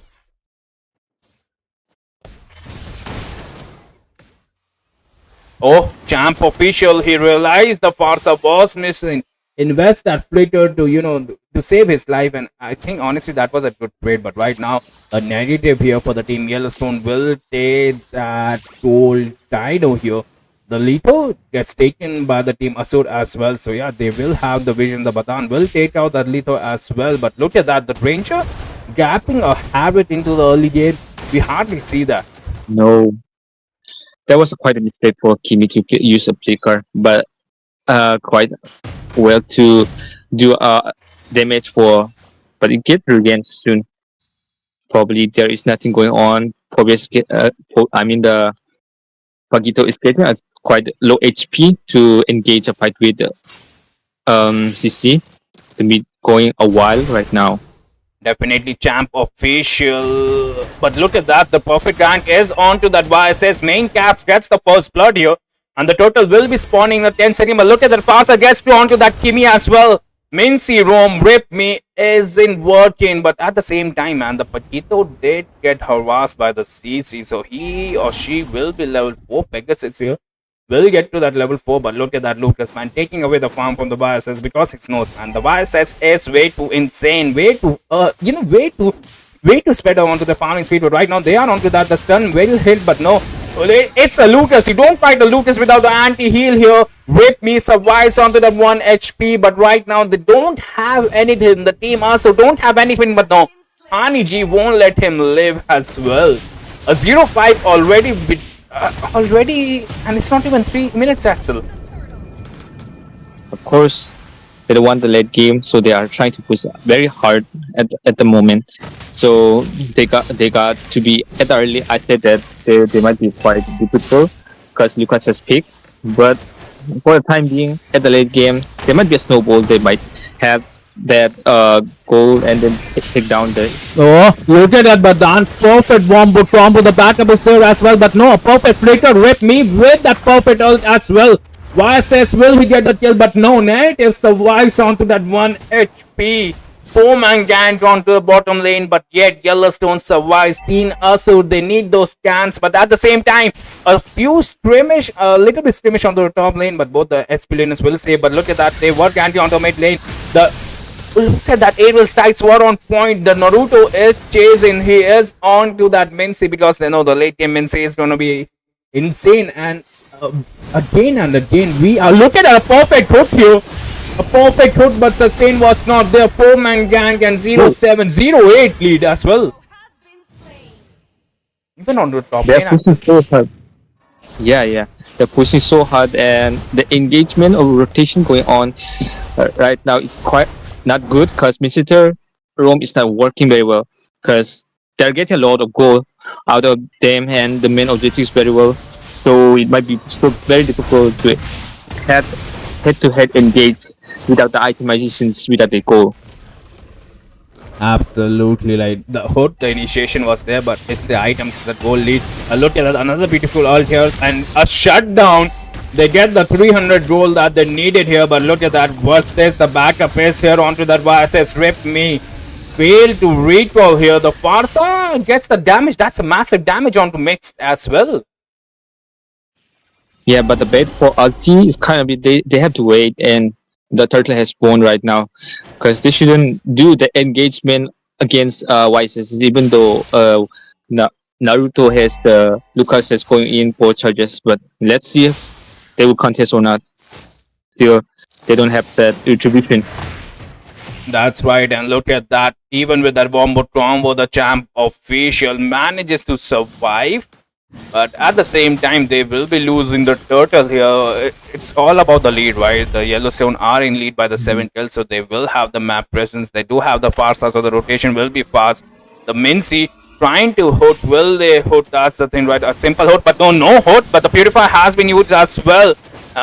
He predicted that hook, because if that hook connect, the purifier won't be there. And look at that, the badang is there. They know the badang is there. I think the stun is there as well. The damage is there as well, but not enough. But if we look at the position here, Lucas, man, they want to contest for this blue buff. That's what I feel like, and they should. The Lucas is already onto the blue buff here, Axel. Yeah, I think YSS could pick up the sustain item, because Skyfisher early is not good because he's not getting any stake right now, and more the team is kind of bit going down with the knockouts problems. And look at that. Look at that, another beautiful kill onto that Kimi here. But look at that, they are onto that Mincy. They realize what Mincy can do, and they are not giving it a chance to farm. They will take the mid lane objectives as well. 4 people onto the mid lane. That's the power of Fausta, right? She can rotate, and they're onto that champ official as well. The champ official, he realized this and he goes back. But right now, Phillips Omni, he will be on to that Patito. Patito might go down here because it's a YSS. YSS misses that stun here. The YSS can go down as well because, let's be honest, it's a Patito, but no. Patito needs those items, but that stun miss was kind of embarrassing. Yeah, it's quite good to take down the CC, and yeah, it might be good for the lanes. And look at the bottom. Oh, They are marking that Mincy here, Axel. the Missy's roam is not that quite good for now, because they might be having troubles to re-engage without the phone line, and the phone line is going down like that. It's not gonna work well. But let's see in the late game they will provide that situations with that things or their strategies, or they might go in a mistake to go in. The turtle is up. The turtle is up, Axel, and look at that again. The Mincy will the one to get shut down. Rip me already gets ripped 051, and it's around 7 minutes. Yeah, even if you look at the items, I don't think so. Yeah, look at that, Rip me with the perfect items as well. But right now he is getting targeted. He cannot check the bush, but at the moment, right, the score is 213. How much gold will you give? But look at that, they are on to that Kimi at the moment. They realize they need to shut down the power spikers here, and they are doing that. The Granger is getting a Skyfisher because early Skyfisher without the main items, they don't have guard. It's kind of that situation because Yeah, they are hoping for the late game. Look at that Farsa, man. Dodges between the turret. The stun is there as well. This might be bad because the turret is marking them, but the beautiful flicker and the Harley G escape is here. But meanwhile, the Lucas will push on to the bottom lane as well. He is the damage, man. Massive damage. Did you see that damage, Axel? Yeah. Of course, he has been right from the start. He has been gaining a lot of goal and with that main objective, so he might get the damage. And with the power spike, if he will Skyfisher, he would also get the more damage. Yeah, that's the thing, right? He did blade a Blade of Despair, so yeah, the damage should insane. The stun is there as well. Will we see a beautiful hood? But no hood at the moment. The Lord has been like 30 seconds is up for Lord to respond, so they might need the Lord to engage them, because if they get the Lord. Look at that, a beautiful ult by the Mincy, but he gets melted. They are onto the back, and Yellowstone does have that power spike. They are inside the turret as well. The Farsa gets that kill. That's a monster kill. And like you said, the Lord will spawn here, Axel, and honestly, the Yellowstone are in a perfectly good position. Get that Lord. They will push the bottom lane as well. The Farsa does have his ult in the next 3 seconds, so they can contest for this. They can go inside. Even the Badan, if you guys, he is going for that kill, but no. Look at that Ranger camp official gets that minion. If not, but then again, it didn't matter, right? Because right now the team Yellowstone, they have one vision. They are onto that minion. The turret did get that Harvey, but look at that negative dancing inside the turret. The turret goes down. Vice is onto the back line. This might be a fight they were looking for, because blow the hole. They don't have any skills right now, but Vice doesn't have that damage, Axel. Yes, of course. Probably the team has not re-engaging very well. The Mincy has not been working out as a roam. Probably that's mainly for line, but they need a 4 line to get the main objectives, but they didn't get the main objectives. Now they got the load, and they gonna try to seduce them, or like they would just try to push forcefully to get out of the hand. So the turret has been cleared off. So it might be a good chance to get into them and get the kills and knockouts. That's right, and look at that says he realized that the tank was coming, so he just recalled, he cleared the lane, but then again the Yellowstone will make the lane pressure as well. The Lord, the Dinosaur, our savior is marching down the bottom lane here, and honestly, how will Team Asu defend this? Because the front laner will get melted, that we saw that, right? Front laner doesn't even have a one full item. He is going for that mini item, which is which is great into the early game. But right now we are moving towards a late game, and it's not going to work, especially when your opponents are fed.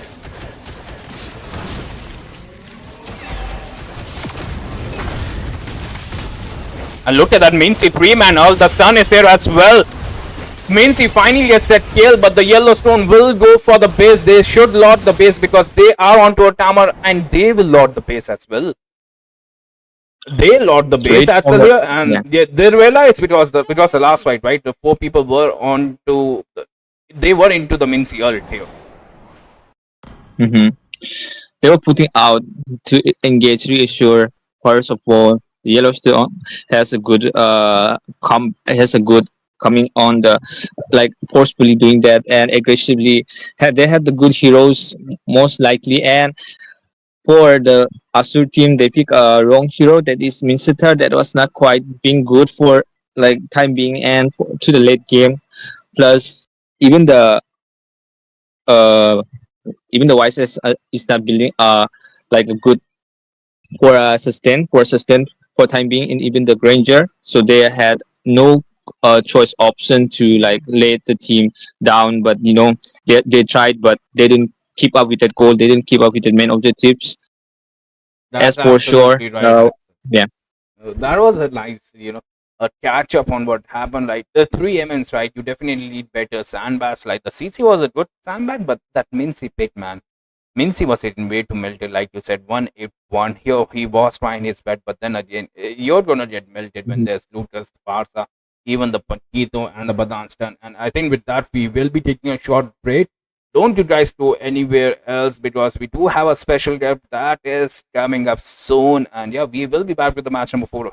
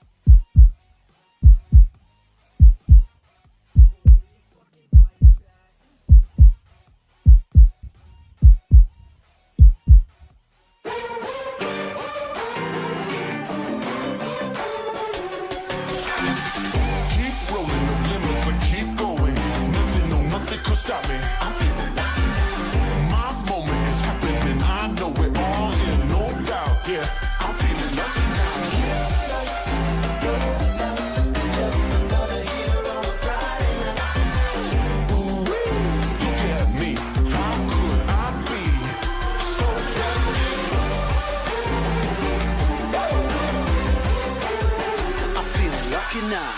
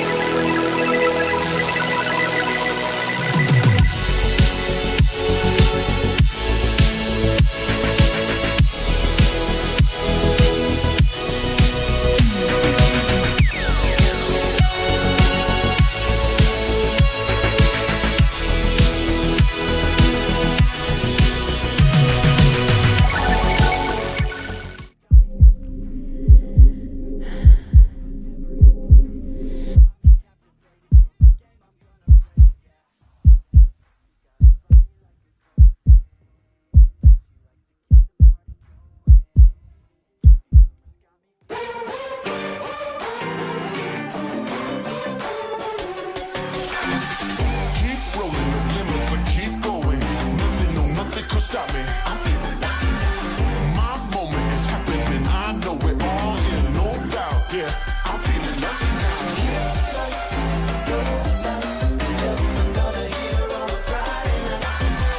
Ooh, look at me. How could I be so lucky? I feel lucky now.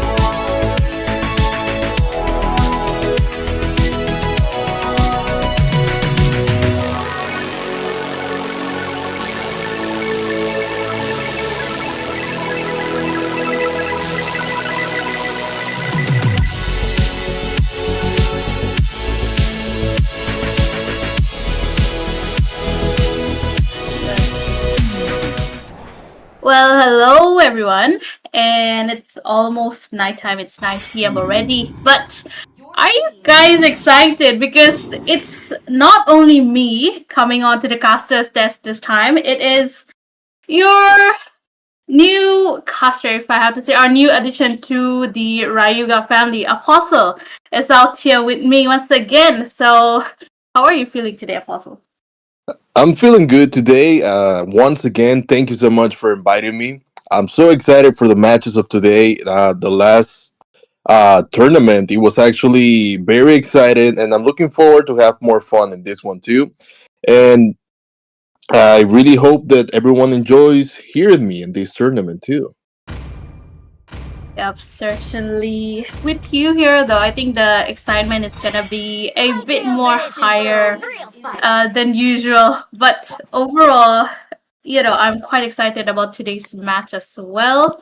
But hopefully, we'll get to see it pretty much soon. While we talk about that, though, I'd like to ask you, how long have you been in this MLBB scene?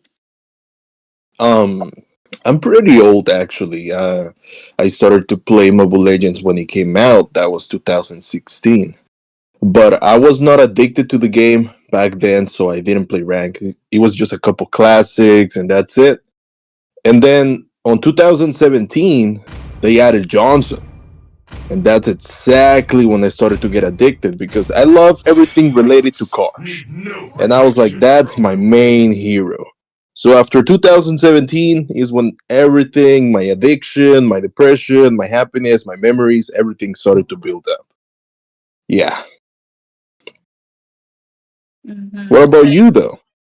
Me, I have been playing for maybe 7 or 6 years altogether, but not much in the starting because I was busy with my studies and everything. I just got serious in the last three years almost. Yeah, the time when Odette came out, that time, and then I've been pretty much into the game being serious and everything. And I actually got the chance to be a caster in this scene as well. So overall, pretty grateful for it. But enough of the talks. Straight off to the drafting phase. Off we go. Okay, quite surprising that first two bands were not done, but overall, all four of them though they are quite the tanky heroes that have been banned out. What do you have to say about it? Hmm.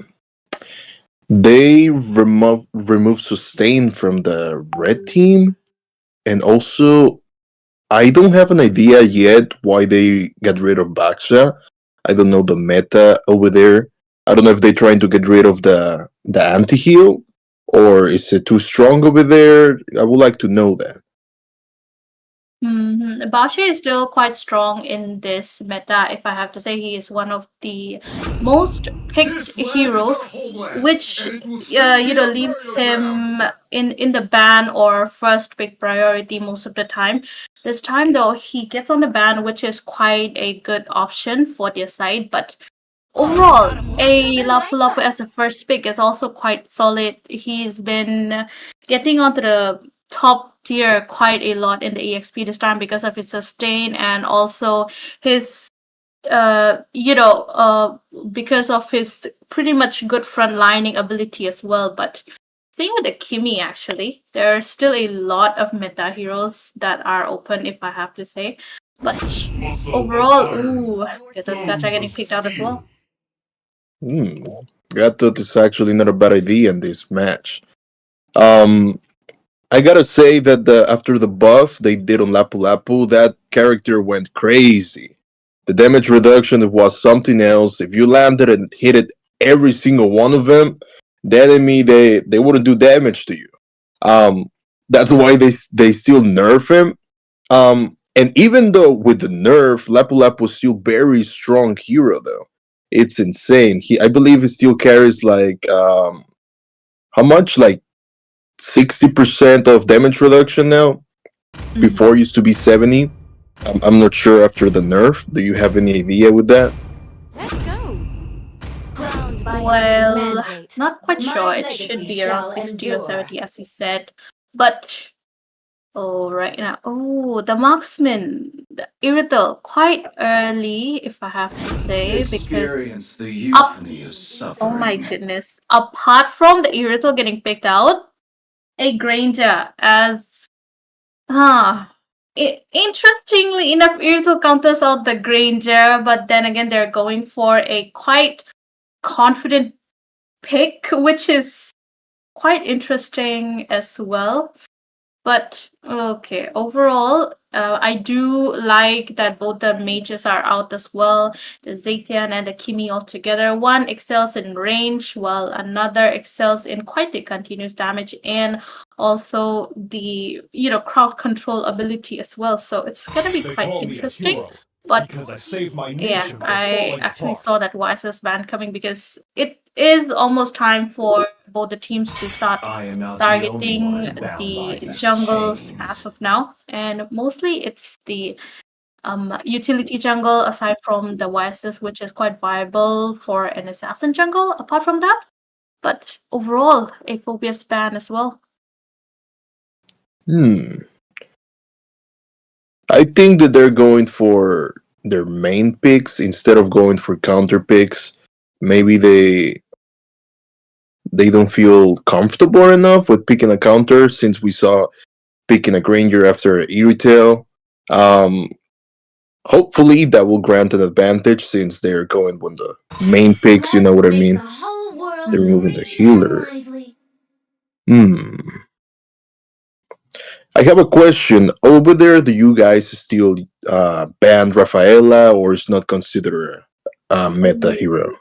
Rafaela, right? Even though with her new passive altogether, she is not much picked in the tournament scenes for reasons like she is quite the support. So overall, you have to have a good lineup, good front liner, especially on the EXP and the jungler altogether for it to work out. So she is not that much preferred altogether, despite being quite useful to the team. The team, they just like to go all, sandbag composition with the tank and the EXP being the front line apart from supports altogether. So overall, I would say she needs to be on demand a bit more, but she's not quite there yet. But still, with the export ban though, Fredrine, it was quite a good pick. Yeah, it is actually. They removed the true damage. Let's see what's going to be their jungle.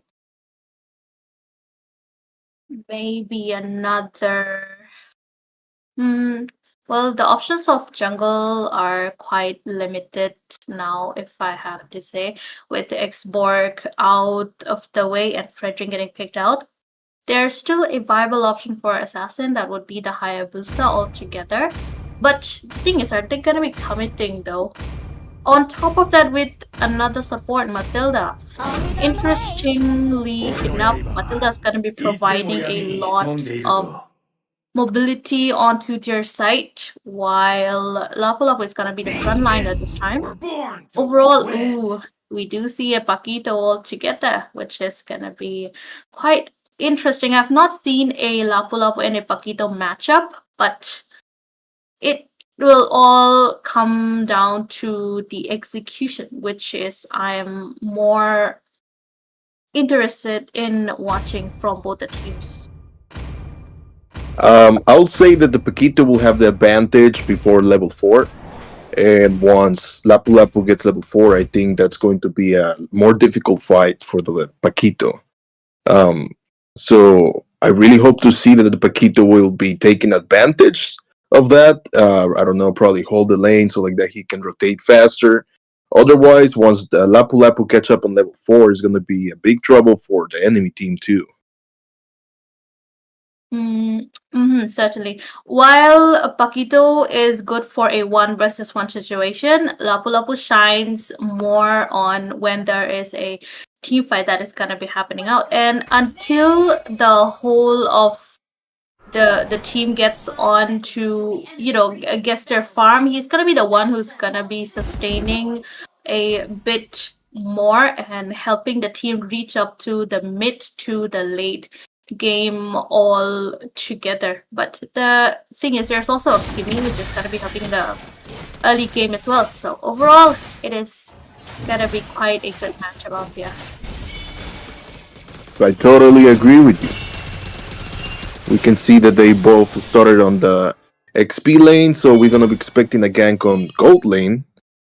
Let's see if someone will be cutting the enemy, so like that they will be delaying the rotation, or we're gonna be having an intense fight on top lane. Certainly, it does seem like that both the teams are rotating towards the top lane, prioritizing the gold lane first, which is quite standard in the tournament scene, if I have to say. But Gato is got quite low, though he should be backing off right now, which is quite a good option for them to start invading the jungle, denying almost some part of HPs towards Fredrine. But Hayabusa is there as well. Maybe a team fight might just break out right now, but okay, he got his level 4, which means he's ready for the dive, but not a good opening for him to die fast of now. Yeah, he could have risked it with the Granger, but I believe that they'd rather play safe when it's actually a secure moment for them to get a kill. Plus, the turtle was about to spawn. We might see a gank on the Paquito. Yeah, so like that they can actually do the turtle safer. Probably they will try to get rid of the XP laner. But we already see the Paquito setting himself in the middle bush. Ready to zone out whoever comes in your way, right? Right now, they're kind of targeting the Matilda, preventing her from reaching level 4 as of now, while they prioritize on the turtle this time. Spit going for it, AOG on the back line, but Kevin takes the turtle in the first blood altogether. Tyen forced to fall down. Traction pulse though won't be helping as there is no one. Granger rotating towards the mid lane as well. But overall, no casualties except for that one first blood. Yeah, the Hayabusa was setting up in the middle. That was actually a very risky move to do, especially that the enemy had a strong CC on the early game. Certainly, I have to agree. Lapu Lapu was not in his place before the turtle fight, and I kind of feel like they were overwhelmed by the other team to, even start of the turtle, they were not in place altogether. So overall, it did play out quite well in the side of Team Art of Avo Toak. Quite interesting name. We're just gonna be calling it AOA for now. But BBH, yeah. AOA and BBH all together because the names are too long. But Oh yeah. straight to the point though. Jungle invade coming in. Tyen getting interrupted by Kevin out here. Fury the Phoenix popped out as well. Yoshi going for the dive. Matilda followed up by an AOG perfectly onto Tyen. Falls down. Matilda gets taken out as well. Followed up. Oh, that is a 3-for-1 trade coming in though. Wow, that was actually insane. They're very aggressive. Ooh, they took the Irritel with the tower dive. That was actually crazy. These guys are not wasting time. They're getting rid of the tower. They're gonna be pushing the lane, and like that, it will be easier for them to take the turtle while the enemy catch up with those lanes. Yep, that was quite the good moment for them to take out the gold laner as well, because there was no one to actually help her out with 3 of the members down. But Granger is hitting a lot with his Rhapsody. His damage is coming, and Kevin just prioritizing the turtle altogether. He gets the second one as well. Team BBH, they are quite struggling, if I have to say right now.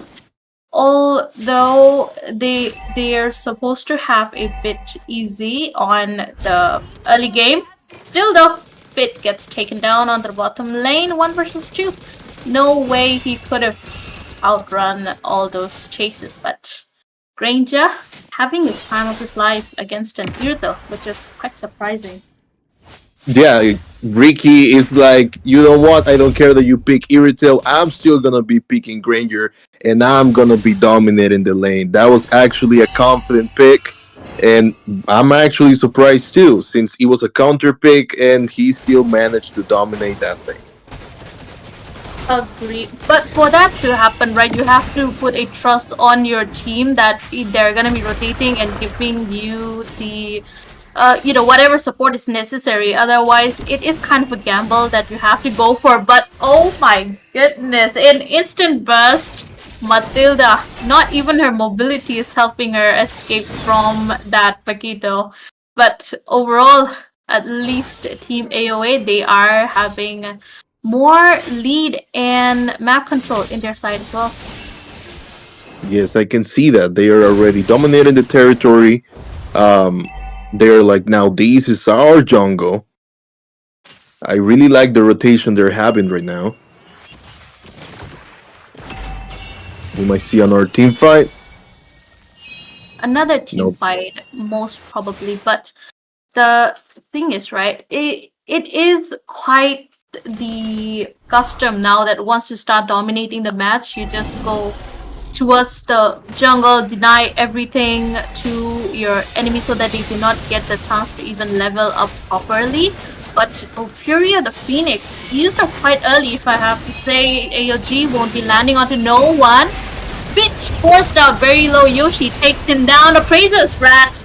Dusty Lemon gets taken down in the hands of Ricky, followed up by Yoshi. A flicker play coming in from Kimmy all together with 2 person down. Once again, right before the turtle, it is not looking great for BBH. But overall, a great approach from AOE. We can appreciate that there's already like a 5k money gap from the team of the red team. And they still invading the jungle. They don't want to waste time. They're taking advantage that they're dominating right now. They want to try to create that big advantage on goal. We can see another fight there.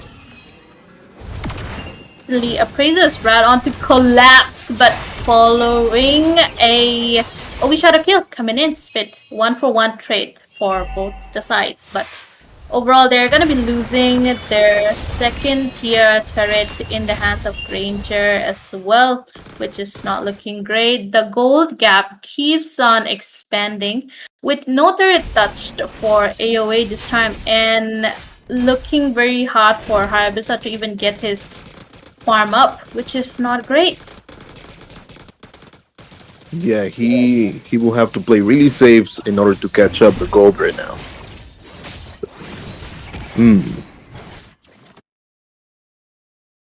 Also, the thing is, the late game security for the side of BBH, it has to be the Irrital, but then again, she is getting denied the farm as well altogether. So she has to be more careful. Maybe they need to hold out a bit more, but see, she's getting targeted, and Mega for Granger altogether gets a shutdown though. Again, finally on to the back lines altogether, but there is one person stuck in between three people, gets away. Certainly Yoshi followed up. Oh, Fraser's missing it out. The flicker saved his That was a nice flicker. Yep, I thought he was going to be done. Ay. Almost. I mean, 1 second late on that flicker and he would have been a chopped lead all of a sudden.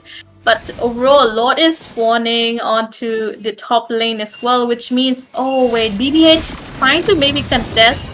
But Lord takes out Bitoski's faith child. They got to catch it all together though. But another outplay. The Steel Lemon does not get to live though. But still, High-end, he might just pull up a risky Lord Steal, but overall, Matilda on the back line, going on to Kimi, Fury of the Phoenix altogether, but no, they do not manage to take out the Lord. Instead, will be giving it on to AOA and losing 2 of their members. Yeah, that was actually a risky move of the Matilda, especially after they're gonna be fighting the Lord. But yeah, the timing to respond is actually not that long. Hopefully later on they will be more careful with that, because dying before the Lord is actually very difficult situation, creates a very difficult situation for the team to defend it. Certainly, with You can see another fight. Yeah, a lot of skirmishes going around, right? Even after Granger Hayabusa, but oh my goodness, got up with the jump. And Fury of the Phoenix all together. But the thing is, no backup. Bit gets out before the Lord can even reach the base, which is not looking good for them, as they're forced to face off a 3 versus 5 altogether, which means the game's gonna be going a bit longer than expected. It looks like they don't want the Lord to break the shield. He still managed to break the shield of the tower, also in mid lane. They might be pressured on top lane. No, they rather yes. No, and the blue team manages to defend the tower. You can see Hayabusa was defending on bot lane, so like that they can catch up with the minions.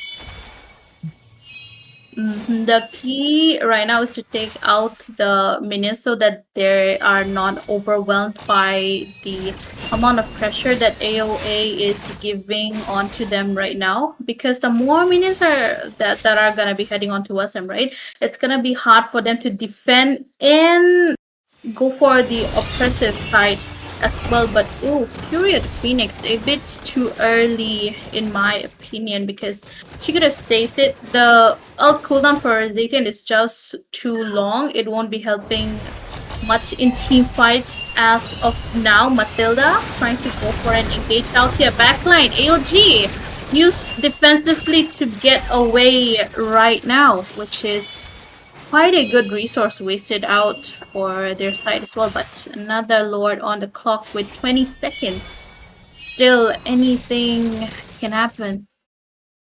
Yeah, hopefully we will see more aggressiveness from the blue team this time, so like that they can contest the Lord. This time they better play safe, and you can actually see them that they're gathering together. Hayabusa, Lapu Lapu, and also the Mage. They're walking together. I'm pretty sure they're gonna try to contest for that Lord, even though you can see that the Gato that's already sewn in there. No chance to contest a Lord for them. Honestly, I get it why they won't be contesting the Lord, because that is quite a huge risk going for the Lord altogether and defending the base as well, while trying not to lose any of your teammates altogether. But tracking close onto Matilda through the Phoenix this time, landing onto 4 people. But Hayabusa wasted the AOG as well, which is good for them. A little less overwhelming. But overall, their victory depends on how they clear up the Lord and the minions altogether. Ooh, they're pushing bot lane at the same time with that Paquito. They're pushing all the way. We might see a tower dive. Definitely with the Lord in the base, the defense is gonna be going a bit hard for the side of BPH, but still easily defended since it's not an enhanced Lord. Just 11 the pulls down in the hands of Granger. This time they are kind of locking out the base. Just down gets a double kill for Ricky, followed up by the possibly safe shot falling down. Another just to defend Lapu. That was quite a good one, but the base is quite low though. Maybe 1 or 2 hits and they might just be able to end it. Look at that fit, just going for it all or nothing. And Ricky is the only one remaining. Oh, Ricky reminds me of that meme. Ricky, if you don't do it, Ricky! Yeah, there we go. Face out. And win taken by AOA this time. Like, I tapped the screen like if I was in the match. I got so invested. Overall, yes. The match, the end point of the match, it was quite intense, defending the base and also trying to trying not to lose your life altogether, so that there would be a little chance of comeback. Overall, I would say the damage and also the whole team execution was too overwhelming for BBH to deal with as of now. But the thing is, they let the Granger farm up altogether. The Irithel was taken out quite almost all the time. She was the one getting marked out, even if there were frontliners, even if there was a Matilda. They were not able to do much regarding the goal laner. But the thing is, when the game reaches mid to late, it's going to be the goal laner that is going to be the priority. But we did see that lacked for the side of BBH. So overall, that was quite a good approach and a good execution out from the side of Team AOA, don't you think? Yes, I totally agree with you. And yes, they should have taken an eye more on their marksman, because he was actually getting luck.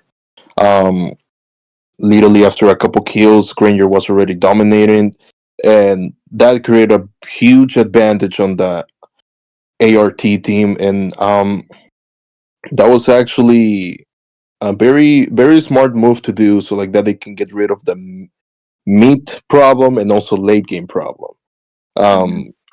I also saw that the Paquito was risking it a lot, and they keep losing the team fights because of it. But at the end, it didn't matter. They still managed to dominate on the team fights. Yep, certainly. Quite a great way to start, at least for you and me for to start the match. But overall, we still have some more matches coming up. So before we get on to that, we shall be taking a short break and see you in some minutes.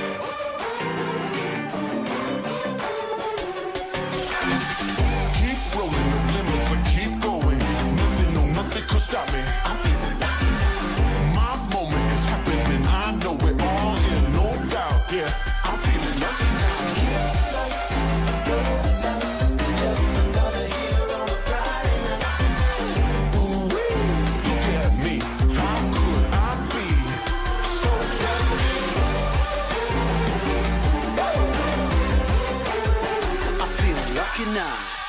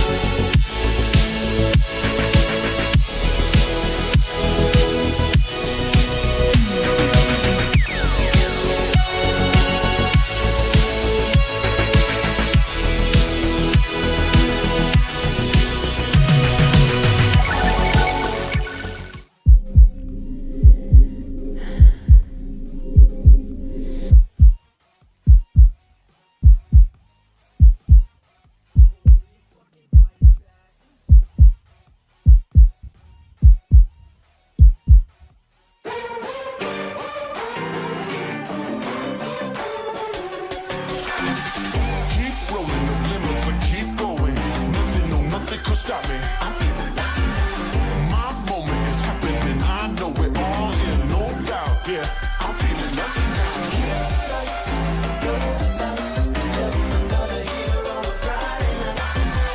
Ooh-wee, look at me, how could I be so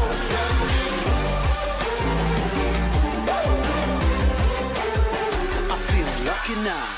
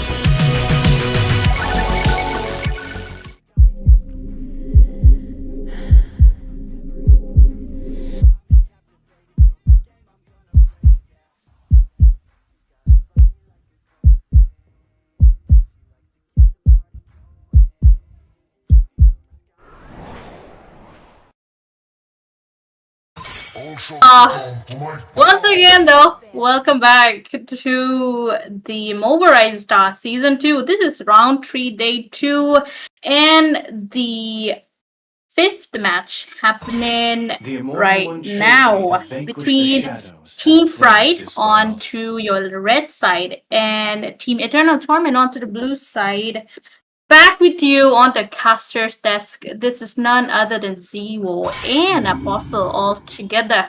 So glad to have you back once again. Yeah, thank you so much. And we can already see that they already banned Uranus and Kufra. Probably we will see a lot of dashes in this match. But you can also see that they banned Matilda and the Suyu already. They're getting rid of those. And from the beginning, probably they don't want to deal with those. Um, let's see what's going to be the third ban. I like that they are going for a bit of a target bans as well as the meta bans altogether. The Kufra kind of indicates that there might be a 1-1 that's coming up all together maybe. But then again, a Suyo, not that conventional ban these days because he's not getting picked out much often. But I guess that's another respect ban if I have to say. But coming from Team Fright, their last bans, there's still good heroes that are open. Maybe the Lapu altogether. The Basha is still open out. Aside from that, they can still go for other EXP heroes, maybe the glue altogether. But then again, what are they trying to go for here? Joy. Interesting. That's actually very interesting. A very specific ban. Mhm. I'm kinda interested on the peaks of the red team. We can see a Lapu Lapu once more. Let's see an enemy team.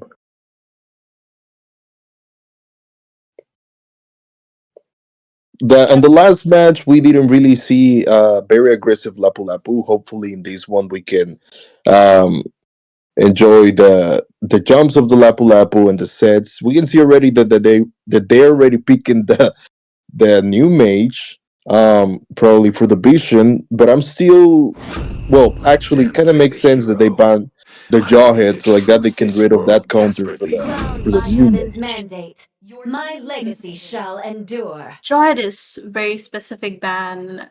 He's good for because mostly used in the Rome here and overall un I kind of feel like with the EXP meta coming up, the pick off heroes has lowered down significantly. So it might be a wasted ban or rather a target ban altogether. But then again, I do like that a Basha is getting picked out maybe in the room or in the jungle right now. I would No one can prefer it resist my to the charm, jungle. not But then even my again, enemies. Yuzhong good for dive as well followed up by an export. If they do locked out, Pasha is gonna be having a bit more trouble as well as the Lapu altogether. Yeah, I can see that, and um, hmm, Let's make the whole world green what do and you think lively. is gonna be happening on XP? We can actually see a Yu Song and a Lapu Lapu. Who you think is gonna be dominating on the early game? Let's go. Both of them are quite well matched. So if I have to say, it comes down to the execution part. Usually, I see a Yuzhong dominating the Lapu altogether, but then again, he can be. His skills can be avoided if you are able to predict where he's going to be landing his skills altogether. So overall, I would say it depends on the execution much more. But I do like that they are banning out the Irithel, which is quite a solid counter of Granger. Not to forget that a 1-1 is still open, but two supports banned out to minimize the damage from our Basha and Alapu altogether because those two paired with the support, it's just too much to deal with, too overwhelming. Yeah, I can see them happening.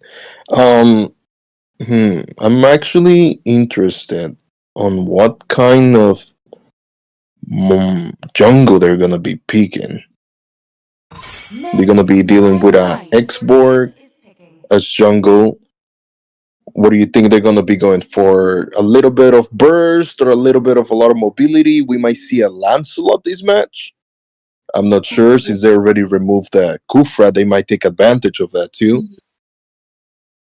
A good point though. Lance might be a good option here, but then again, there is an option for the Basha going on to the jungle out here. So overall, if they do decide to push the Basha onto the Rome, then Dash Heroes won't have any problems since they already picked out the EXP as well. So Phobias come in won't be an issue for them. So overall, if they can go for the Lance or maybe the Hayabusa altogether for the backline. The Zaytian is there as well, so you might want something to dive on in between the backlines. But then again, Moskov, another good pick against a Granger, if I have to say. But it is Puni and Savage Warrior altogether. So the mage and maybe the jungle or the roam is still out open. What can they go for? Farsa does look like a solid option, but you still have to be careful of the Yuzhong diving onto your back line, which means you do need someone which can at least stand up for themselves when he dives in.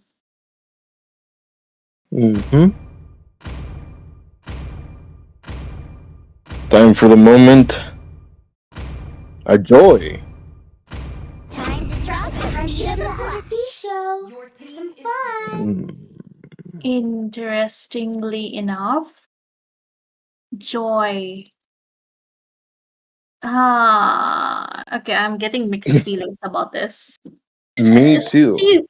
She's close to a lens, but the thing is, Joy is not that much preferable anymore with her. She's not that much useful as she used to be before. So it's kind of a big gamble for the side of Team Eternal Torment going for that Joy. But then again, there's no one to stop her, so I think it might just work out. But Valerie gets the last pick. Interesting. Yeah. I'll say that I am willing to give an opportunity to the Joy. I want the Joy to prove me wrong, like it happened the last match with the Granger and the Irritel. Um, I think it might be again once more a confident pick. Um, so hopefully it will be good, and they need to be aggressive on the early game so like that they can gain that advantage. Because if they keep the match even, then they might have a trouble. Yep, certainly. They need to get the early game snowball as soon as possible. It is quite possible though because there's a Lilia altogether, and when she gets her at least level 2, should be able to hinder them all together, hinder the formation by giving her bombardments altogether. But then again, Puni, he does like to play his Joy now that I remember, but overall, the Zaytian going up against a Lydia, one with a high mobility, another with a good range. Which of them? Also, yeah, I'm excited about the Granger and Moskov matchup as well. It's kind of the same situation as the Irithel and the Granger, so Yeah, we can also already see that the Joy started on the red buff. So we might be seeing a gank on XP lane first, since the turtle's going to be in that side. While the Edgeborg is actually starting on the XP side. So probably he will be ganking the marksman first. But we need to see actually, we can already see that the Fox is getting poked at mid lane. Ooh.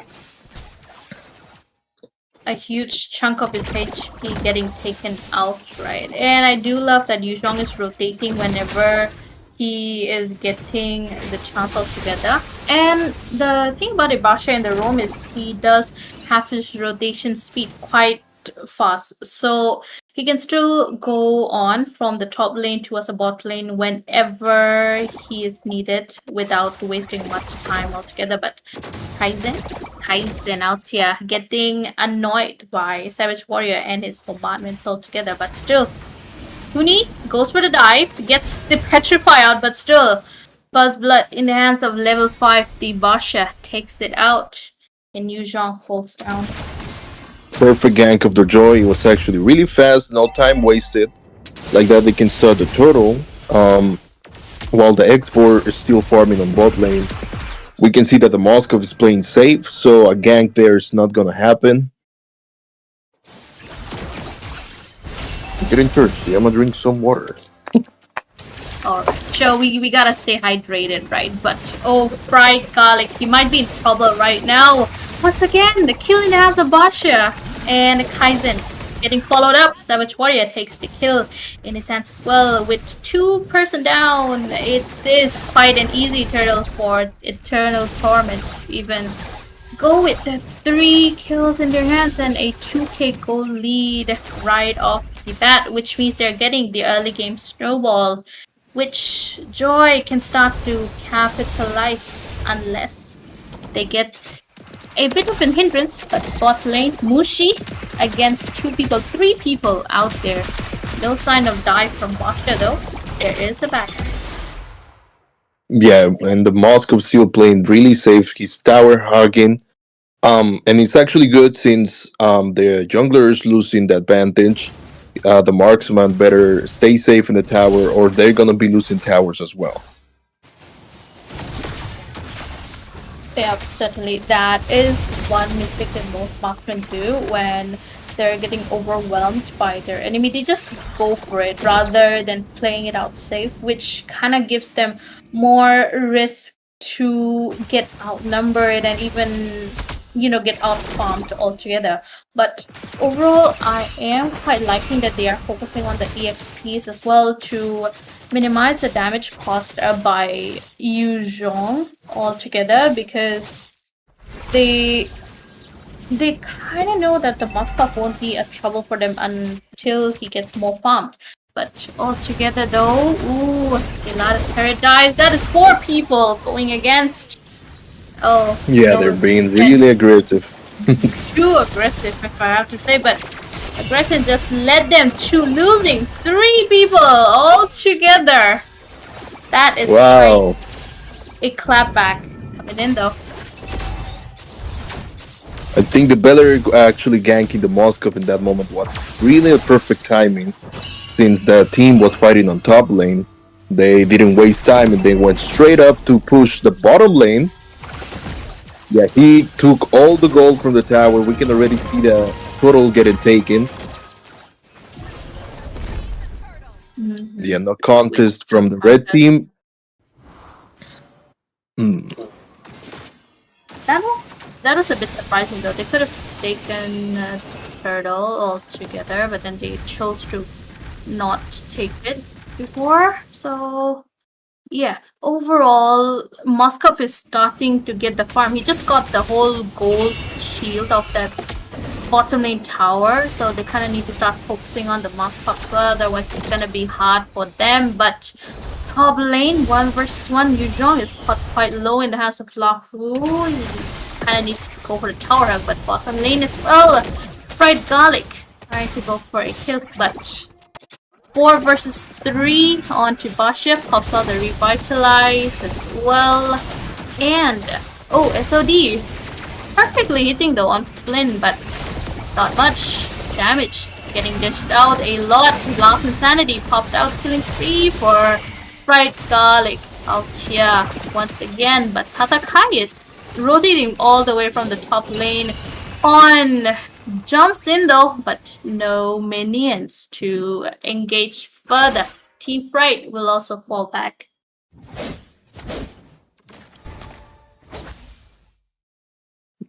Joy is defending the top lane. That's actually good. Like that, the Yu will not be able to push that tower. I really like when the junglers or the teammate does that. Whenever the tower's alone, just go and check the lanes like that. They will not be losing the advantage on towers. We can already see another tower dive, and he's taken again. The XP laner of the red team is actually losing a lot of gold. He's getting focused and targeted. Hopefully he will be able to catch up. Otherwise, on the team fights later on, he's gonna be having a lot of trouble. And the Lapu Lapu is getting like a whole buffet of minions. He's been farming mid lane and bot lane. Yeah, he's being really aggressive. There's no way they can take the total now. I was completely wrong. The Moscow took the total. That was actually insane. Ay, ay, ay. That was and they're actually... Still Moskov is really low. They're getting the revenge for taking the turtle, but he just survived that though. Instead, 2 people is down for Eternal Torment this time. Oh my goodness, the shield Look at the Moskov. Moskov, he's playing hide and seek. No, he's playing tag with the whole team of Eternal Torment right now. I mean, come on, his HP was low and none of them could even get a scratch. That is how slippery that Moskov is right now. Overall, that's still good gold even out by side of Team Sprite. Yeah, I believe they made a mistake on ignoring the Moskov, because right now he has a lot of gold. He was farming safely on bot lane, and he haven't died a single time. And I like the way he was dancing over there, dodging, and we can see already another fight on mid lane. Houston's getting taken away again. They're pushing it all the way. Nice ult from the enemy mage, otherwise the Beleric will be dead. Not good for Yuzhong, right? He's getting caught up too much, and he's being a bit too squishy for an XP, if I have to say. And the thing is, he's good for backline diving, but if he's getting bombarded with all those bombs coming from Lilia and the Lapu altogether, it's not gonna be good for him. And the thing is, they don't have a proper front liner as well, which can soak up all the damage. And Beleric is quite squishy on his own self as well. So right now, Team Fright, they are still in the game, but then again, their XP is kind of dragging them down, which is quite the priority for Team Eternal Torment right now. But too early Black Dragon form, but still enough to hopefully zone Eternal Torment out before they take the Lord. Kuni though, diving in with his dashes all together. Joyful Beast as well, Rite of Dryad. Aizen gets taken down, followed up. Kuni gets taken down though in terms of fried garlic. And maybe fried garlic might be fried this time as well. But another kill on that's double kill for Flynn, which means they're gonna be rethinking the Lord and keeping it for themselves. What return of events over there.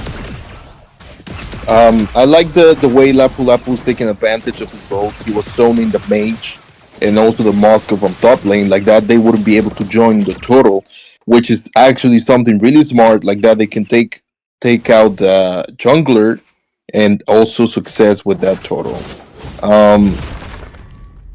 It was a turtle. It was a lord already. Let me see. It was a lord. Yeah, it was a lord. Even better though. I'm still confused with the dinosaurs. I don't know which one is which. I just go there and take it. Ay. We can see a fight over there. Yeah, Lapu Lapu is like, look, I'm already farm. I'm not afraid of your damage. Playing really aggressive.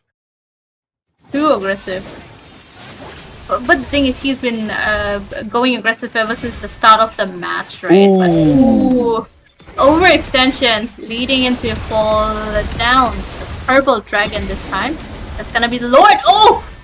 A great stun in the wall from Moskov. Flynn just loses his life. He does not have a purifier on himself. He has a flicker, so he is still vulnerable to the stuns altogether. Moskov is doing really good in this match. Not a single death again. I'm actually impressed with the Moskov, the way he's dancing and dodging, and the way he always manages to get alive after all those fights. Hopefully we can see the Yusung, they will catch up gold if he starts to play safe. Otherwise, the Lapu Lapu will keep having the advantage. But we can see that the Lapu Lapu is also getting a little bit cocky when it comes to fighting. That got him killed already. But you can appreciate that now he's playing more safe, or probably he's just waiting for an ambush. You can see that the Granger and the Lapu Lapu are waiting on bot lane. Probably they're waiting for the Moskov, actually. But I don't think that the Moskov will be showing up there anytime soon. Look, he already knew that they were waiting for him. He went all the way there, no fear. Ooh. Nah. Flynn, that's not where you're supposed to be right now. The positioning is just too off. Gets caught up between 5 people, though that's not good. He could have gone to the opposite lane, which should have helped him a bit more. But yes, the Moskov is a threat to the side of Eternal Torment right now, despite I have to say Team Fright has been playing pretty safe, and despite their fallout on the EXP lanes, they have been quite making it up from the other lanes, and also their farm difference is not that much compared to other matches. If I have to say, that's only 2k, so still it's quite comebackable. Right now the fried garlic might be in trouble, but yes, not much until the next Lord about to start. The Lord dance from both the teams around though, starting to position themselves. Gets caught up. Oh, We may see an intense fight right now. The both teams are preparing for that contest. the teams, right? They're waiting out for one team to initiate so that they can take at least one or two of them out before they take the Lord. Which in this case, they're gonna be we're gonna have to wait a bit longer than usual. But yeah, that is great approach rather than just brute forcing the Lord out altogether. Wait for someone to start the fight and then go all out in it. Level 5. Oh, pops out Zacian and her catapult together. Wrath of Dryad as well. Fried Garlic caught him in between. He might be getting taken down, but Fried Chicken has to fall, getting fried out all the way, and has Joy followed up by Yu Zhong. It's not looking great. They have to fall back. Moskov are doing a split push and upping his farm, but the thing is they're gonna be losing the Lord unless he hits. No, he does not. Like last time, that would be crazy if he steals it the same way. Missed by an inch. Missed by an inch, I have to say. That was almost there, but yeah, bit of a miscalculation on the coordinates. But overall, the Lord is still defendable though. They still have their inhibitors up, so it should be a bit more easy. But in that process, they might just lose their inhibitors out. Yeah, the Lord's not enchanted yet, so they will not have a problem unless they play really aggressive, which they will be doing on mid lane. They were poking the U song. You can see that the Moskov is being aggressive on top lane, getting rid of the Joy. The tower is lost, but Moskov is diving in, getting rid of the Lord real quick. We might see a team fight. Definitely Boston is getting caught up in between though. But 1-for-1 trade, 2 trade, 3 triple maniac for Flynn. Going for a savage altogether. Fried chicken! But no, too much greediness gets him a shutdown. But oh, fried chicken is the only one remaining to defend the base with minions pouring out. Still, oh, Funi does get taken down though. Still, there's a bit slight teeny weeny opportunity that he might just be able to defend, but no. None. Of course. Eternal Torment taking the win this time. Yeah, they took down the Moskov, and there was no way they can defend that. The Granger did pretty good there. He was actually bursting the whole team, getting rid of the ones that can defend the tower. But yeah, that was actually crazy with the Moskov stealing the objective. That was insane with the ultimate. I did not expect that. Um, I wish that we saw a little bit more of a strategy of the Yusong, but he was getting locked and focused on the early game. They did a very smart move over there, getting rid of the XP laner. So like that, the Lapu Lapu can be more aggressive and have more sustain when it comes to the fights.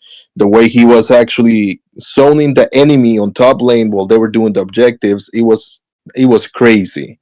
Um, the way that they were also dominating the export on early game, I saw that Joy was actually farming faster and got level 4 faster. That's actually what granted her the advantage on the gank. And the Moskov was actually playing safe on bot lane, which it didn't matter at all because they were focusing on the Yusong. But that created actually like a plan B strategy that it was working for a while until they started to lose that advantage. Yeah, very well said. Of course, it's an assassin, so her jungling speed would be much better than a fighter in the jungle, which is quite good.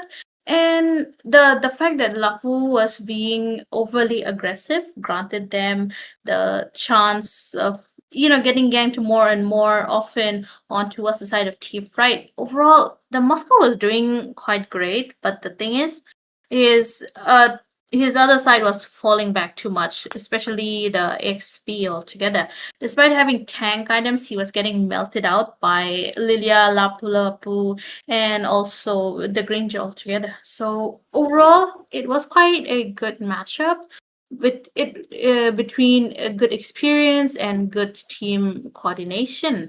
But overall, still I think this is the second time that we got proven wrong, right? The Granger, Irithel, and a Moscow together. So can't judge a book by its cover at this point, but yes. Still. Yeah, we gotta be careful with the judging, huh? But I'm still thinking on why will they ban the Kufra? Yeah, honestly, yes. It's not like they went for any dash heroes or any heroes which the Kufra might hinder. So I guess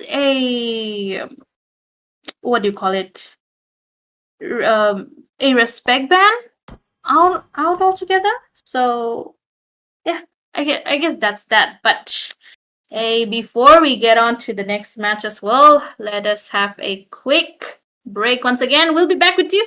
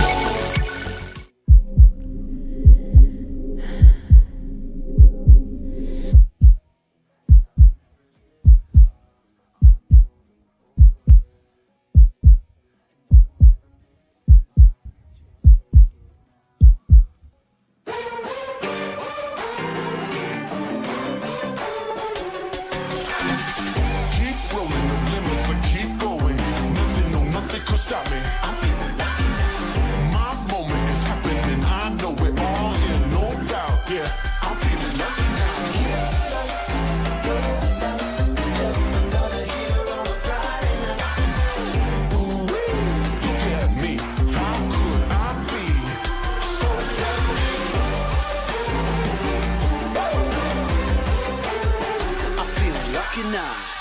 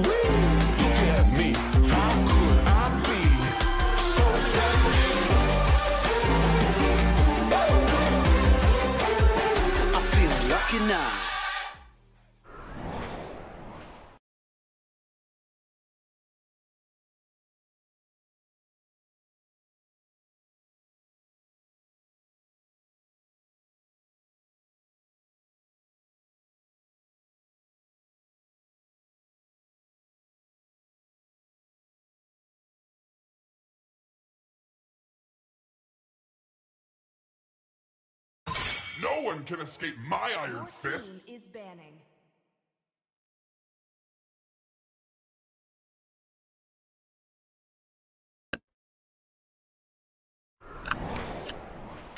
And hello, beautiful people. We are back, and this is gonna be match number 6 of Moba Rising Star Season 2.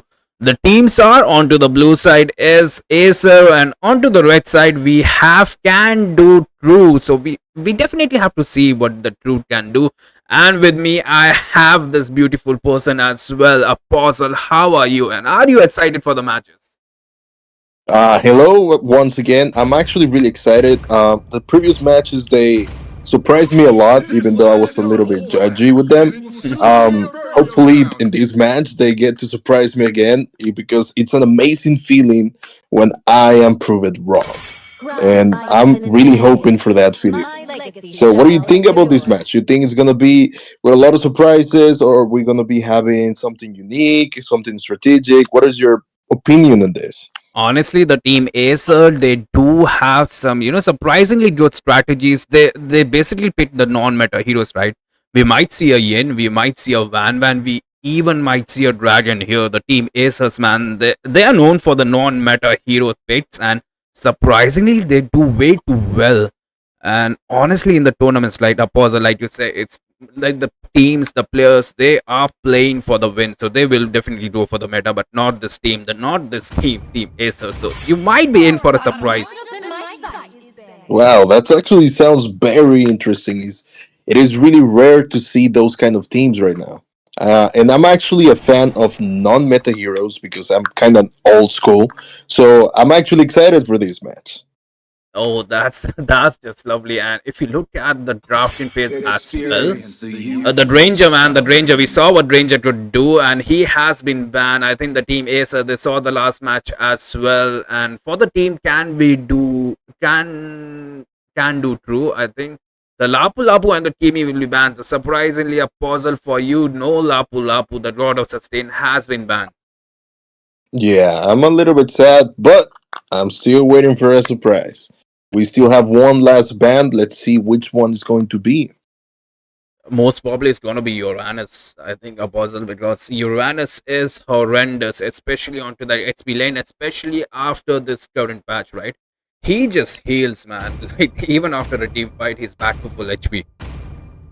Yeah, and that's insane, the amount of sustain that hero has.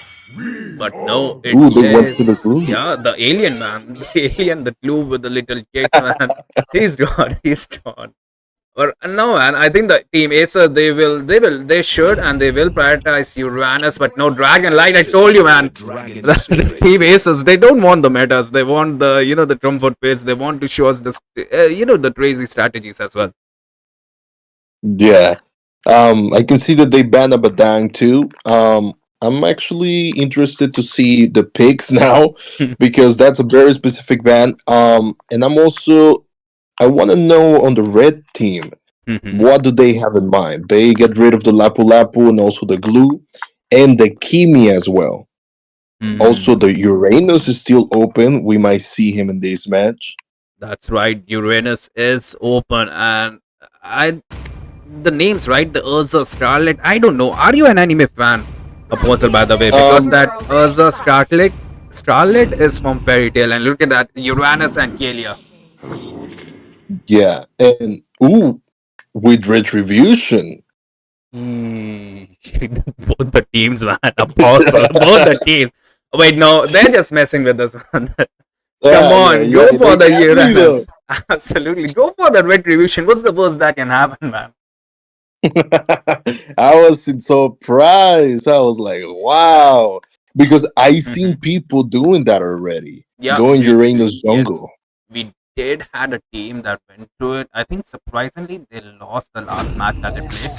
And we are gonna see a Tufra and a Julian as well. And like I asked before, a puzzle. Do you like animes?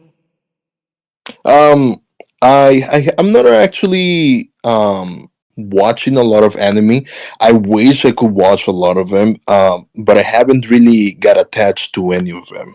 So I don't consider me a fan, but I don't consider me a hate either.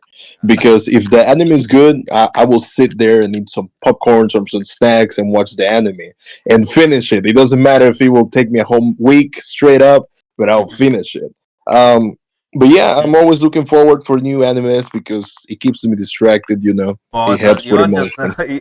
honestly just gonna be a fanboy for the animes. And if I have to suggest one, I think go for the AOT, Attack on Titans, man. You just have to watch that anime. क्या तो काचा Attack on है? Titans. Yes, sir. I'll give it a try. Look, he went back to the retribution. We might see it. Apostle, just pray to the gods. We might see it. We might Yeah, I know. actually Uranus hyper here. The man has been banned. So let me just tell you. I think the HCS, right, or a Jeff. One of these players is a global ban, man. Look at the bans, man. The bans are going super fast here. Why? You're actually right. They're going really fast. But now they're taking their time on the blue team. They want to think really good what's going to be the next ban. Because they're probably confused about the jungler. They don't know if they're going to be picking a jungler or what is going on with the Uranus. And I'm really excited to find out. They got rid of the mage. We might be seeing, what do you say? Probably. What's a good mage right now? What do you think? The mage. I think the farce. The farce has been banned as well, right, for the team Acer. Yeah. So the enemy does have a Xavier. So why not go for a Sicilian yourself? Because yeah, both these heroes are kinda like your late game insurance. Because if it hits that 15-minute mark, the damage is gonna be massive. I totally agree with you. And you can already see that they get rid of 3 mages, actually. They get rid of the new one, of Kalita, and also Farsa. They're getting rid of the mages. Ooh, we're gonna be seeing a Luo G in this match. Louis, man. Honestly, in my opinion, I think the Louis is one of the most useless mages in the game. And we are gonna see an Erythel and an Xborg Hyper against a Uranus Hyper Apostle. Yeah, I'm actually interested in how is this going to be going because Xborg is gonna be doing true damage to the Uranus.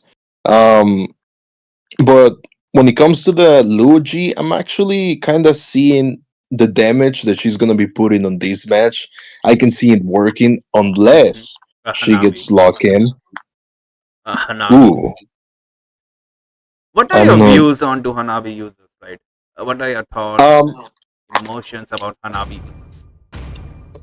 I'll be honest with you.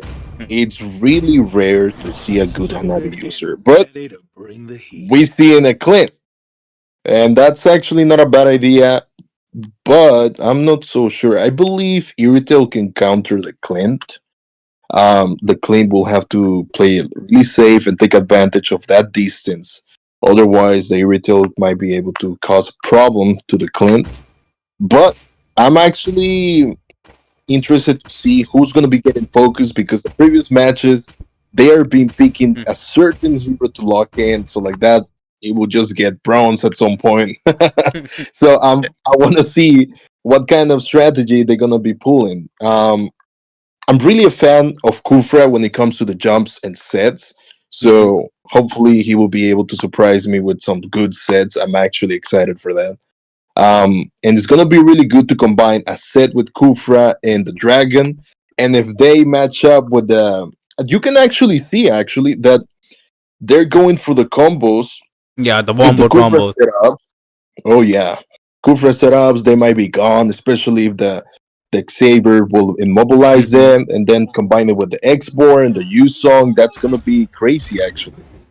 That's right. That's right. But like you said, right, the team Acer, their whole composition, their whole wombo combo depends on to that Kufra, right? He needs to hit those jumps, and I think we are gonna see those beautiful jumps as well here, Apostle. Yeah, I'm actually excited. They started on XP, so we're gonna be seeing ganks on Gold Lane. There's the jump already. I like the Kufras being aggressive, and wow, that was actually very decent damage. A lot of damage. Yeah. You got the reference right. And yeah. The That Jeff, is man. crazy. The happy camper Jojo. I think he's gonna jump again. The Joy did provide his vision, but no, man. The thing is the Kufra, man. He's gonna be changing the game as well. 3 people onto the mid lane as well. So the Xavier might be, have some trouble. But like you said, we have a Uranus hypo. We hardly see this. Yeah. You can see that the Clint is playing safe. He's getting ready in case he's gonna get ganked. But he's willing to take a couple risks as far the enemy shows up in the minimap. But as far they start to get close, he goes back to the tower. I kind of like that because one mistake of Clint and he's gonna be losing the advantage. Now we can appreciate that the Lure G is on top lane. They might be preparing an ambush for the dragon. The dragon is in when the he mid comes lane, back. man. The dragon is Yeah, like, I that's know why. your moves, man. They were onto that Urza start lane, but no. But right now, they are onto that Erythel here, and no, the Jeff, man, he Ooh. escapes. And like you say, man, that lane, the game sense is definitely there, but they are onto that Kufra here. The Talia is not even level 4, but he gets that Xavier. The Xavier can go down, but there is no damage. The last insanity can come here, but no, look at the Talia. She runs away. Wait, she does. She actually does, but the Uranus is all alone here. But right now, the last insanity is not there, and the Uranus is still harassing that Kufra. Top lane. Yeah, and they almost got this. Ooh. We got a. Nobody's he dying. manages to Nobody's survive. dying here. Do you saw the Savior going with 0 HP back to base? That was crazy too. And it is gonna be a lovely Uranus here who's gonna take the turtle. The Talia provides that CC, provides that vision. And SVS is already low onto that shield. The shield gets popped up. The Xavier tried to steal, but no, the first blood is onto that Kufra. Double kill as well. Uranus gets the turtle, so Talia will have her ult, but no, the team can be true. They were contesting for more there. Yeah. And I also can see that they're gonna be depending a lot on late game with the Irritil stage because their Uranus is gaining already the advantage. We have the gold. It's only 1,000, but I believe it's gonna be increasing. And also the Clint is dominating that lane. I can see the Kufra is hesitating between ganking or staying on mid lane. We can see that the enemy roamer, the red team, is actually providing some vision. It's preparing himself for a gank already, actually. We can see that Kufra is pulling up. She needs to get out of there or she's going to be taken down. They actually got her. It's like the Kufra knew that there was someone there. He didn't took his chances. He went straight up for the jump. A 5-man gank here. Apostle, a 5-man gank as well onto that lane. The Cowboy manages to get 1 kill. No, never mind. Look at that. Cavalry is here as well, Apostle. And look at that, Louis. You're perfect. Perfect diversion, man. The Uranus, man, he cannot chase, right? But no, the Kufra, man, saves that enemy as well. So a perfect friendship, perfect teammate. But he might die here. He should die. And I think he will. Yes, he goes down. But I think that's a trade we all gonna love, right? If my MM is gonna live, I'm gonna make her live. Even if I roam, right? Yeah, a hero without a cape. Those are always welcome. Absolutely. The turtle is spawning as well, right? And the team can be true, does have that advantage. Even the gold advantage, right? It's only 1.5k, but still they have the map dominance here. We can see that the Luigi is setting up. Yeah. And they might be ganking the Clint. So if the Clint manages, no, the Clint is gone. They didn't waste any time, and they might be able actually to reach the turtle. They can. They are not. Might be a mistake here for the team A, so like they're gonna lose the turtle. Oh, wait, look at that. Satoru goes down. The dragon, man, gets that kill. So at the end of the day, they still have the better trade. That's what I feel like. And look at that. The Talia, she gets that dragon inside the turret. Jimmy here onto that use on. Manages to kill her. The dragon is definitely dragging here with those passive. Like 3 kills for a turtle. Will you take that trade, Apostle? I can already see the advantage here. But the gold is still similar though. There's actually no gap in the gold, even though there it feels like the match is a little bit tilted, don't you think so? But I don't really see the advantage too. We can see another fight there. The experts poking the Uranus. It's They're going back poking and the expert forth. back. But Apostle, the thing is, the team Acer, they have the true damage. They have the tank melt in heroes as well. Like I used to say, like Dragon passive works well with heavier HPs. And honestly, Yeah. I think the team Acer, they are in advantage, especially with this fight, because it's gonna be a 5v4 fight. Look at that dragon, man. Oh, look at that Kufra. The jump is there, but no ball. But no, still. Yeah. Louis goes down, and Clint, man, a little mischief. He's gonna farm up. He's gonna push. But nice, Zoe. I think Zoe is the golden ticket here for the Can Be True. I like how the Clint is just farming, enjoying the good time. You can see that there was a level gap at some point. The Clint and the Irritil. I believe the Irritil started to catch up already. They might be preparing a gank for bot lane, or they're just gonna be going for the turtle since it's about to spawn already.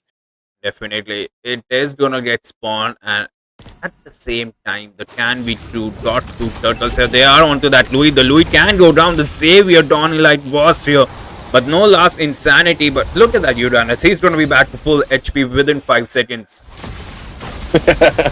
That's totally true. And the dragon is fighting right now, and he manages to take the Gatot. We can appreciate that they're dominating right now. Uranus, but he's the already. Uranus, he is ready. He's like, bro, guys, did you actually manage to get my HP down? I'm back. But look at that For dragon, real, he's man. round two. He's the perfect punching bag, man. Nice jump from the Kufra. Still manages to escape though. He does, but I think the third turtle wasn't able to get taken down here. So both the teams, man, they're at the same level here. Like, look at that, another diversion play onto the MM here. 4 people are gonna gank them. The Clint harassing her. The Jeff might go down. The AOG completely misses. But look at that, the Kalia, the Purify is there as well. Jeff here. Perfect timing.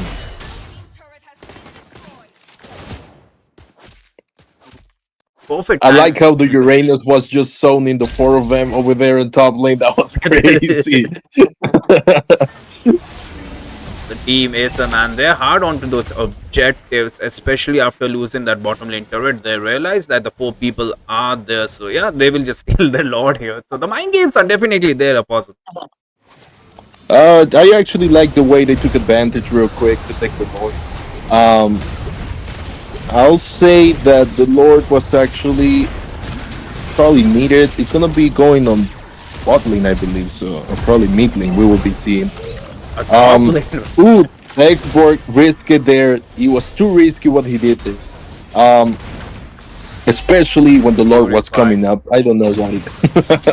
The Purifies, the AOG connects. This might be bad here for the team Acer. Their players are falling down, especially when the Lord is here.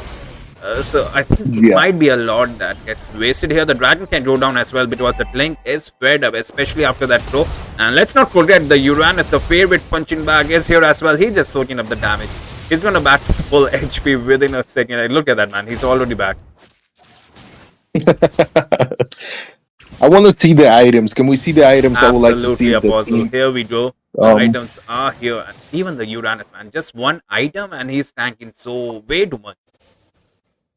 Yeah, we can appreciate that the Kufra and the Mage already got anti-heal.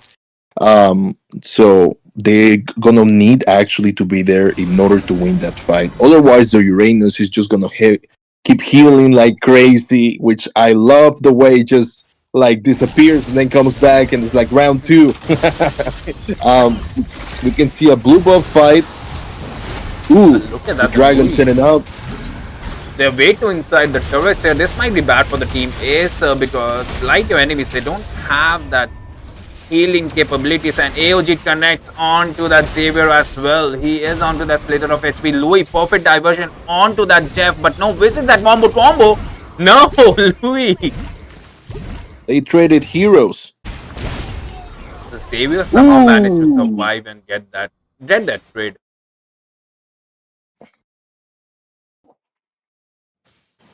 3-3, huh? 3 3 on each team. Equal We can trade, see that but Uranus I is- think the Xavier was the MVP, man. The way he used that Donny Light, the way he survived that. Bro, he ran from here to here. Like how? Onto that low HP. That was crazy. We can see the Uranus. He doesn't care. He's just like farming. He doesn't He's even like, have I don't care. mana, man. He doesn't even have mana, bro. You're not For gonna, real. he's not even going to spam those skills. And yeah, the Kufra can steal this if he's smart. Yeah. They're gonna prepare themselves for the Lord again. Yeah, the Kufra is already there providing that vision. Even the Irithel, man, she is a little bit bad, but look at that. Mr. Bone here providing that vision. Will get that Irithel as well. But Bone. Ooh! They're starting to poke the Gato. The Gato is gone. They lost already one advantage. We can appreciate that they might not be. Oh, they're still gonna be contesting. They still are without a sandbag here. The diversion play is there, but no, it was just for the vision here. The Dragon onto the back line, and the Dawning Light is there as well to provide the extra damage. The lane can go down, but the Dragon goes towards the team Acer here, and the Zoe go down as well. Will they punish this Dragon? The Dragon is sustaining, and Kufra, wonderful two-man ult. Kufra jump, that was good. Sadly, it didn't go well. Still an equal trade like Apostle, but this time the dinosaur will be marching. The dinosaur will be flying. What do you mean? Yeah. He is flying. Look at that. Hopefully we get to see a set from the Dragon in this match. I would like to see the Kufra throwing himself from the Dragon. Ooh, yeah, he's already a ball, so wait, look at that Dawning Light, man, from the Xavier. That's insane. He almost took the Luigi. Yeah, the Clint, he just farmed it and that's it. He was like, I poke it and then I'm gonna go back to farm, you know? I like how the Clint just keeps farming and farming. The Irithel haven't died a single time, even though the Clint was having the advantage on the ganks. That's right, and look at the goal, right? The Clean does have that 2k goal more than Irithel when he died like 3 times, right? So that's super impressive. Like, he's focused on that lanes, he's focused on that mechanics as well. Gatukacha can get finished here. Will he get CC'd? Will they invest the CC? No, the AOG has been used, but the Uranus, like, he's like, I know the enemies are not gonna hit me because who does? They're gonna ignore this, but the team Ace are inside the base. And this might be GG here. The Dawning Light finally gets that Louis. Team Acer, they don't care about the turrets. The Uranus joins the fight a little late. It's a 4v1. It's a 5v1 at the moment. Will Uranus survive? I don't think so. What happened? It happened so quick.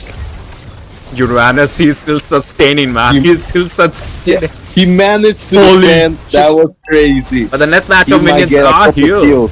No, man, the team Aces will get this. But Uranus, man, he was still fighting 1v5. I know. He didn't die at all. But that was actually a very risky move what the Uranus did. He went straight up to cut the lane instead of helping, since they were pushing on bot lane. And it happened so fast.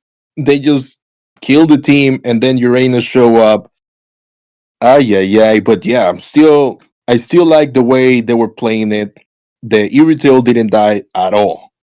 It was wonderful. The way she was using the purifies, and also the saber, how you say that he run from mid lane all the way to top lane, and he still managed to get a kill even though he had no HP. The Clint damage, I didn't really get a chance to actually see it, but the Uranus, he was crazy. He he just kept disappearing, coming back, disappearing, coming back. I really liked the way he was sustaining everything, and the way he was zoning also the enemy when they were ganking the Irrital, even though sadly they just got the tower. Um, but yeah, I think the red team was actually taking a lot of risks, and the blue team was actually going for the safe moves. Like that they can actually get that advantage. But what do you think? Yeah, like you said, man, the blue team, the team is they had those moves calculated. Like even within the 3 minutes, we can see with that, the dragon had those calculated moves, right?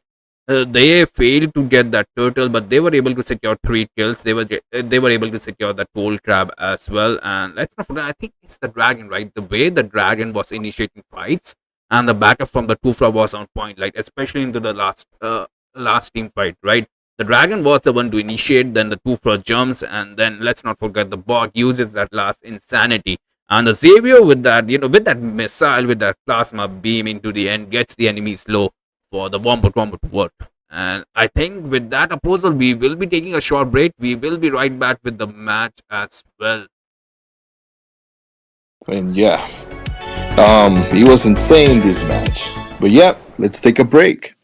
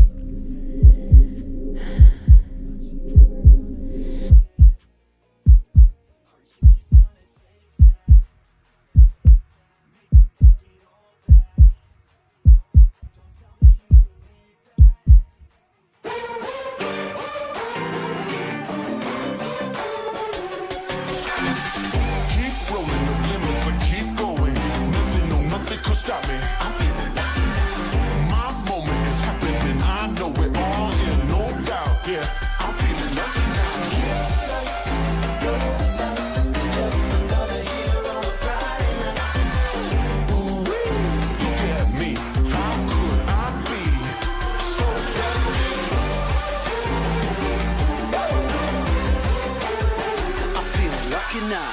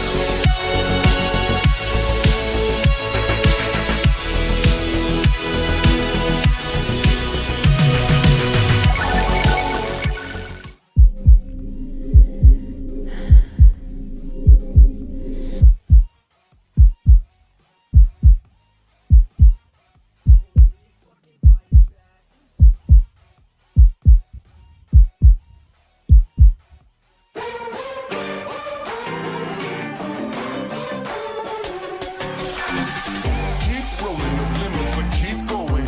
Nothing, no, nothing could stop me. I'm feeling lucky now. My moment is happening. I know it all, yeah, no doubt. Yeah, I'm feeling lucky now.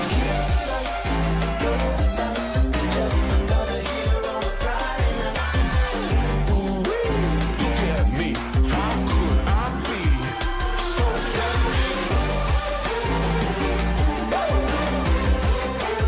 I'm feeling lucky now.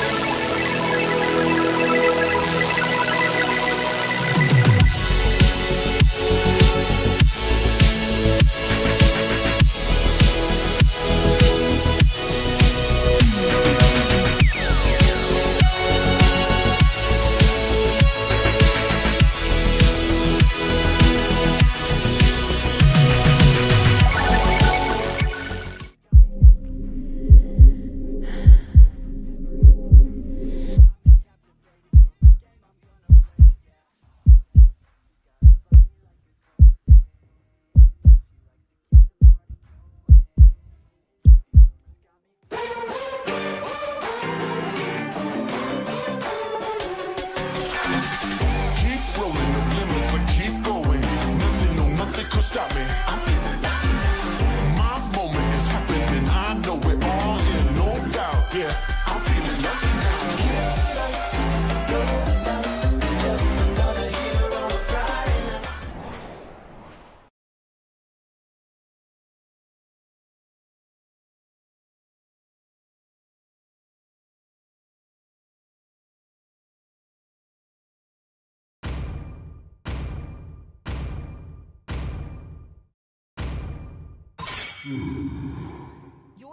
Uranus has awakened.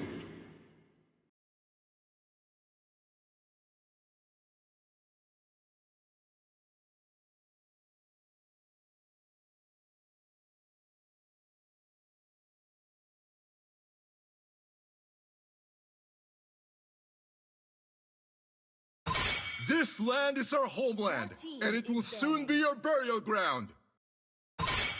Let them play the hero. I will be the truth this world desperately needs.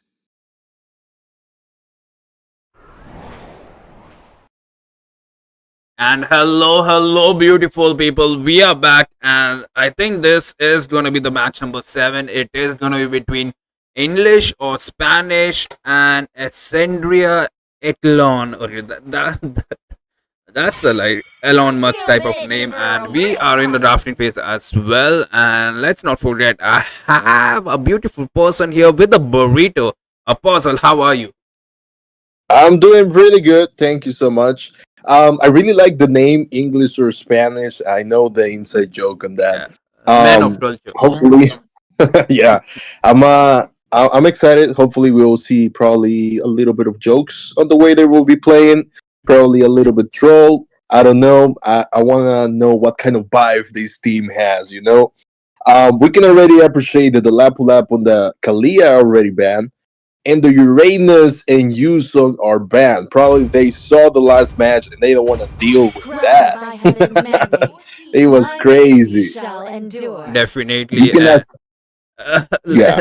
It's gonna Keep be going. Keep going. crazy if English or Spanish just stop moving in the game, right? They just freezes randomly. Yeah. Imagine they say it in the chat and then we just get a like no one moving. They're not Yeah, moving. yeah. Like they're actually winning and then it stops. Like the enemy just all chats them English or Spanish, and then they have to honor that. They have to honor that. Yeah, I know. Unless they pick a Lancelot. Yeah. But yeah, they're still thinking on the last band. They're taking their time. They get rid of the new mage too. Probably they getting rid of the vision, and they got rid of the badang. But Lapu Lapu. man, even the Uranus, like we saw what Uranus would do. Like at the end, man, the team Acer, they totally know the Uranus, right? Uranus, you're in the mid lane. We don't care. We're gonna ignore you, and we're gonna go for your team. I know. And when he was defending, it was insane. If there was just a little bit more HP in the tower, they would have managed to live. But they still managed to push all the way. All the We way. can see already a Gato. They're picking Gato on the whole matches too, though. Every single match, there's one Gato. He's the perfect sandbag as well, right? He have that passive, so he's way too good at. We might see a Harith here, a 4 years early pick, iOS, English or Spanish. I think they will go for a Harith but no, they will go for a Irithel here onto that Purifier, and yeah, it just reminds me of that Jeff play the last match Irithel. But never mind, Yeah, never mind. The sprint, man, the sprint. He just changed. He's gonna go back to Purify. I feel like I sense it, right? Oh yeah. Let's see what kind of. What do you think? They're gonna be picking the marksman too, or are they going straight for the jungler already? I think they should go for their pick as well, and even a mage, right? You don't want to show the hyper way too early, especially. And yeah, there you go. The Ranger is gonna be here. So yeah, the team is they are going for the counter pick. Like we are gonna give you something to counter us. That's actually crazy. The last time I saw an Irithel and Granger, the Granger was dominating the Irithel. But in bots, right, the Irithel does counter Ranger way too hard. Yes, he does. Even the Farsa is here. The Farsa is definitely a good pick. Apostle Light. She deletes you in the mid to the late game with a perfect combo. And there you go, your favorite hero, man. Kufra is here. I can see the Kufra jumping on the bird anytime soon, though. It's gonna be so good. Especially when the Farsa, right? She is so annoying. She's gonna be like miles away from you and just gonna use that aerial strike. I totally agree with you. Now we might be seeing they're banning right now, right? Yeah, so second phase of the ban here, Amino ban here. They probably think that the Gato will be XP. Might be the Gato. Then again, is a flexible pit, right? He can do anything. We want to see a hyper Gato. Doing him jungle, that will be crazy. Imagine a gank out of nowhere on level 4. You're level like 2 or 1. Like it's only 1 minute and you see Gato's AOG coming at you. You're taking your For real though. They get rid of the Selena too. They don't want Vision at all though. The thing about the Selena is she's like a machine gun. Like in the late game, she will just gonna spam those abyssal arrows right and left without any CD, like every 2 seconds.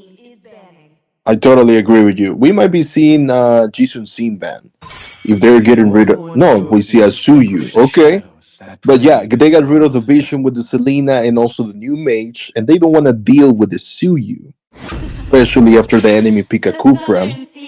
We can see a Kalita here. Hmm. What do you say? They need a jungler, unless Granger, of course, he will change to Retribution. We don't know that yet. Like the Uranus, that he's just switched to the Retribution. Like the last match, he was insane. Now, we can appreciate that they're actually taking their time to pick this one. They might be not expecting the Kalita pick. They wanna try to pick something else. Hmm. What do you say? Hmm. I We could might need see. a flooring. So yeah, even the daddy Frederick is here and Apostle. Yes. You're gonna be happy. Yeah, there you go. I knew it, man. Ay, ay, ay. Daddy Frederick with that flooring here, man. He is gonna be a menace, man. We have Uranus 2.0 here. This is gonna be so exciting.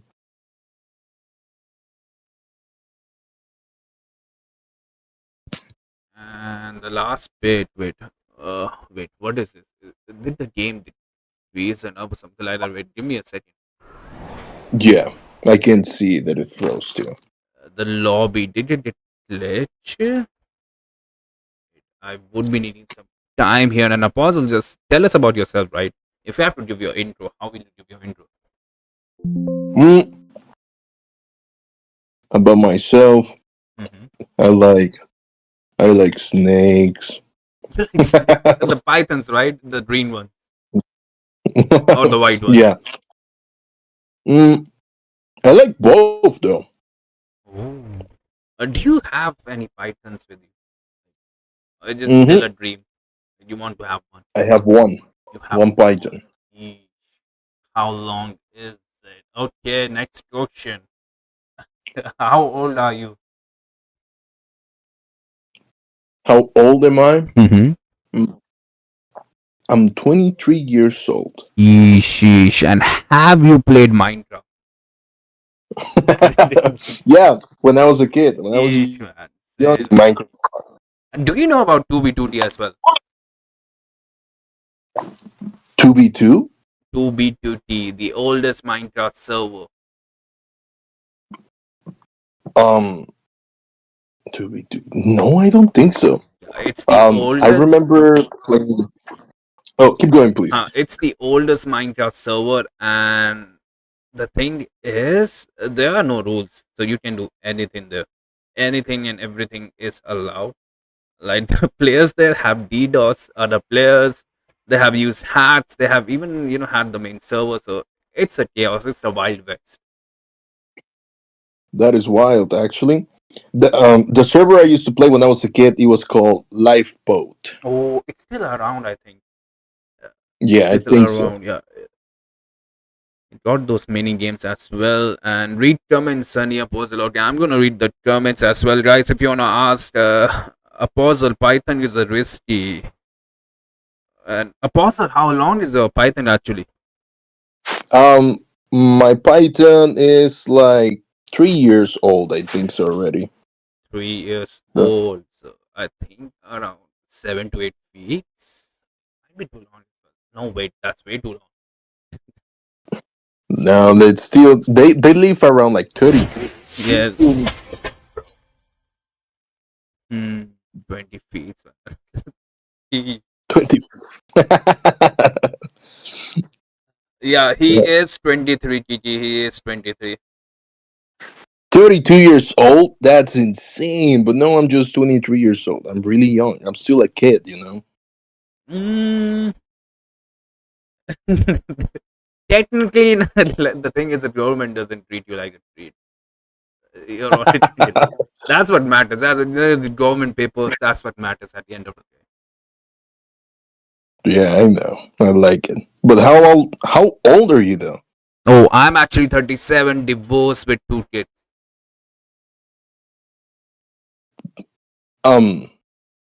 Wow. Yeah. So much happened right now. You for real? Definitely, man.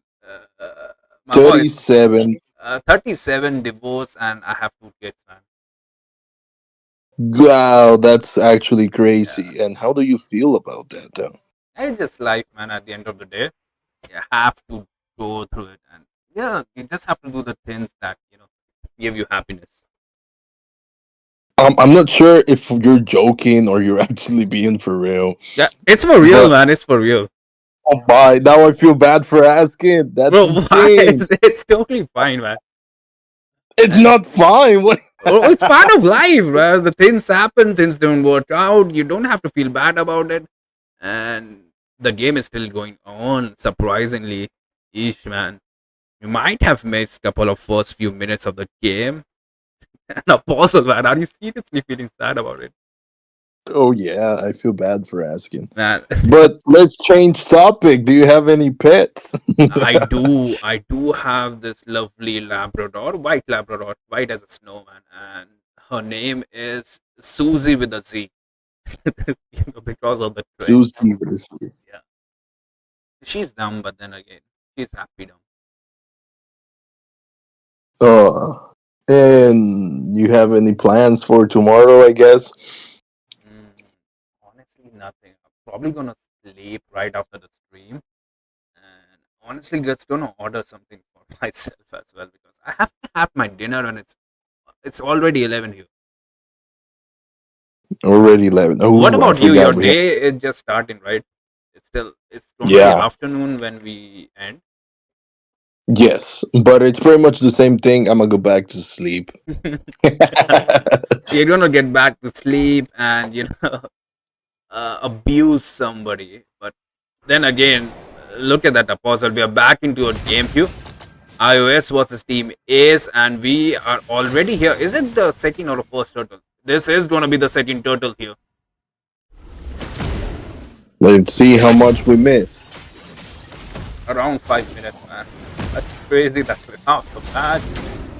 Look at that, the two from, and the jump was there into the bush as well. AOG connects. Okay. Wow. They got rid of the Povius real fast.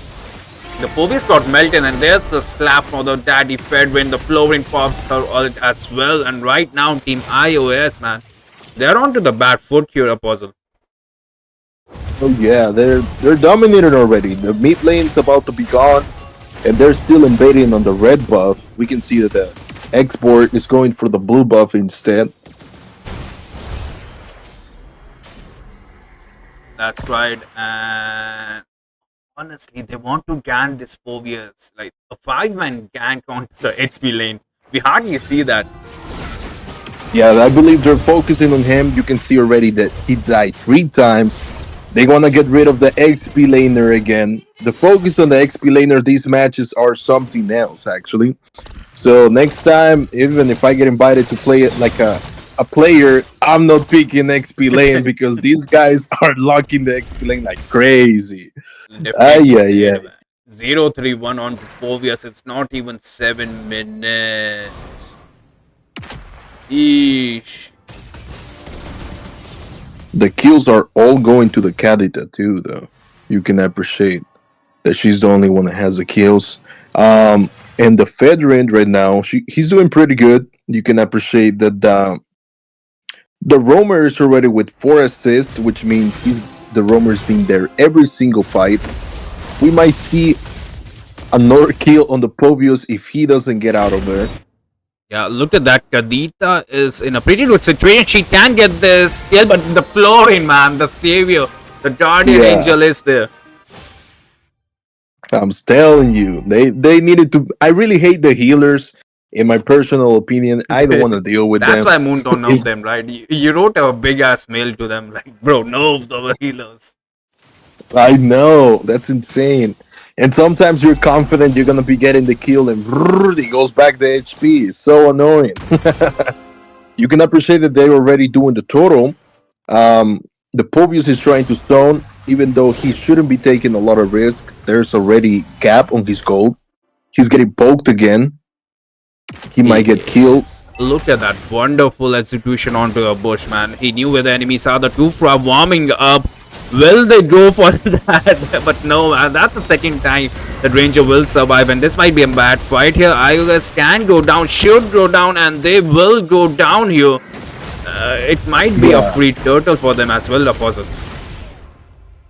and the Probius once more is gone. The character manages to escape with the ultimate and using the dash real quick. He was so close to dying too.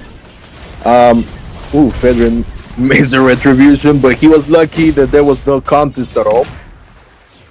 The X4 is going back to the farm real quick, even though he detects that it's gonna be risky. He goes to defend. And he gets taken down. The Kufra with the jump. He managed to set. No, he will be bursted too. Apostle, that was a flicker jump there, and honestly, without any backup, why are you investing so much utilities? Like, even your damage dealers totally were not there. He was lonely in that tower. He should aren't we all, Apostle? I think he's feeling a little bit of pressure, and he felt obligated to defend the tower. The intention is good. Kadita, man, finally gets that flooring. She realized that I cannot burst down other heroes, especially when the flooring is alive. And his team does have a better chance. The slap is there. The last stand just taken down. The Phobius, man. He gets a 3 people CC there, but no backup. Apostle. It's like a 50-50. Like all the heroes, man. Even if we, add up their HP bar, it won't be full. But look at that, the flooring, man. Pops that health, and he's like, what HP bar? The Irrital was so lucky to recall there. She's going back to defend the tower. She might be getting jumped. Look at the damage, man. That's the second time we're gonna see an Irrital lose against a Ranger. Yeah, and sadly, we don't know exactly why she was losing the lane. Because we missed that part. Well, in my defense, this is my first game, but you shouldn't get that fast, right? You saw the first match as well, so you should know how can a Ranger win against an Irrital. So, Apostle, how? I don't know. It just happened so fast last time. I'm new here. I'm new here, bro. I don't know. I think that the Granger has a advantage when it comes to early game on the damage. Definitely with that first skill, but I think it's about the support as well, because but then again the enemy have that Kufra. But look at that, the team Ace will go for the dinosaurs. The dinosaur will be flying as well. Kadita, man, still Sani here. I'm loving the gameplay for the Sani, especially with no backup for this team, because right now the Kufra and she should be in the range, right? They will be recalling back. They will be having that last stand there they will be having that last stand inside the base, because they know it is a lot. They are behind 5k as well. Yeah, we can see another fight already there. The Povius is gone by the Farsa. That's a lot of damage that he was taking, and we might see the Calix is gone again. The Farsa is taking the kills, and the Granger is actually locking inside. That was crazy. They're gonna be pushing bot and also meat at the same time. The export got poked real quick. I don't know if they're gonna be able to defend that. The thing is, it would be funny if the team Ace decides to freeze up right in a line. But yeah, if they manage to defend that, it's gonna be crazy. They got the turrets here at the moment, and look at that, man. They're destroying the turrets. The flooring pops that heal. The AOG uses to escape, and the Phobius, man, poor Phobius goes down.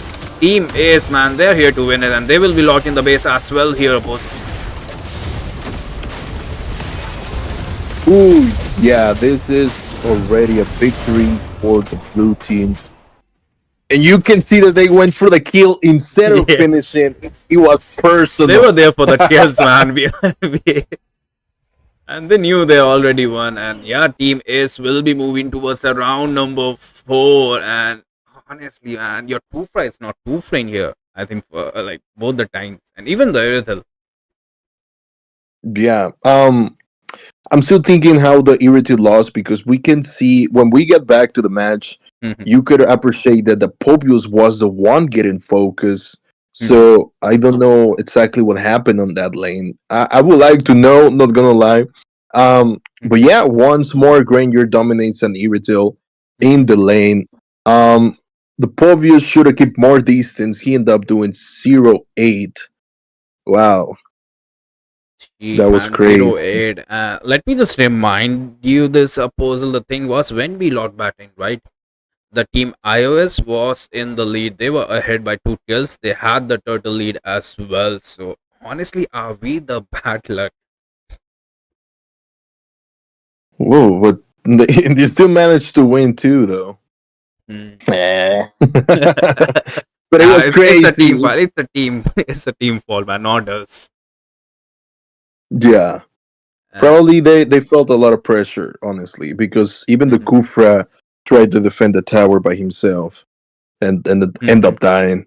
Yeah, Um, the mental was not there, and especially I think it's the flooring, right? The healing was insane. She managed to survive that.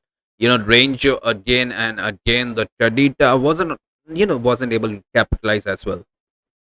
yeah, the Florin in this match was actually like literally a plan B because every time the Kadita tried to catch the Granger, the Florin will just heal the Granger, and the Granger didn't die at all. That's how good the healing it was. But yeah, I'm still True. surprised. That's true, and I think with that we are done for today's game. And yeah, thank you guys for watching in the games, and this is Apostle as well. Thank you, Apostle, for coming and doing such a wonderful casting. Like honestly, I don't believe this is your day number 2 here at Rayuga eSports. And how was the experience like? You have to sum Um, I feel nervous, I guess. it. Doesn't sound like, um, man. It doesn't sound like. oh yeah, I'm pretty good at hiding my emotions. So if I'm Aren't we sad, I'll all? just be Aren't we all? sad. Yes, we are. And I think with that, we will be taking our leave. Thank you guys once again. And yeah, we are signing off.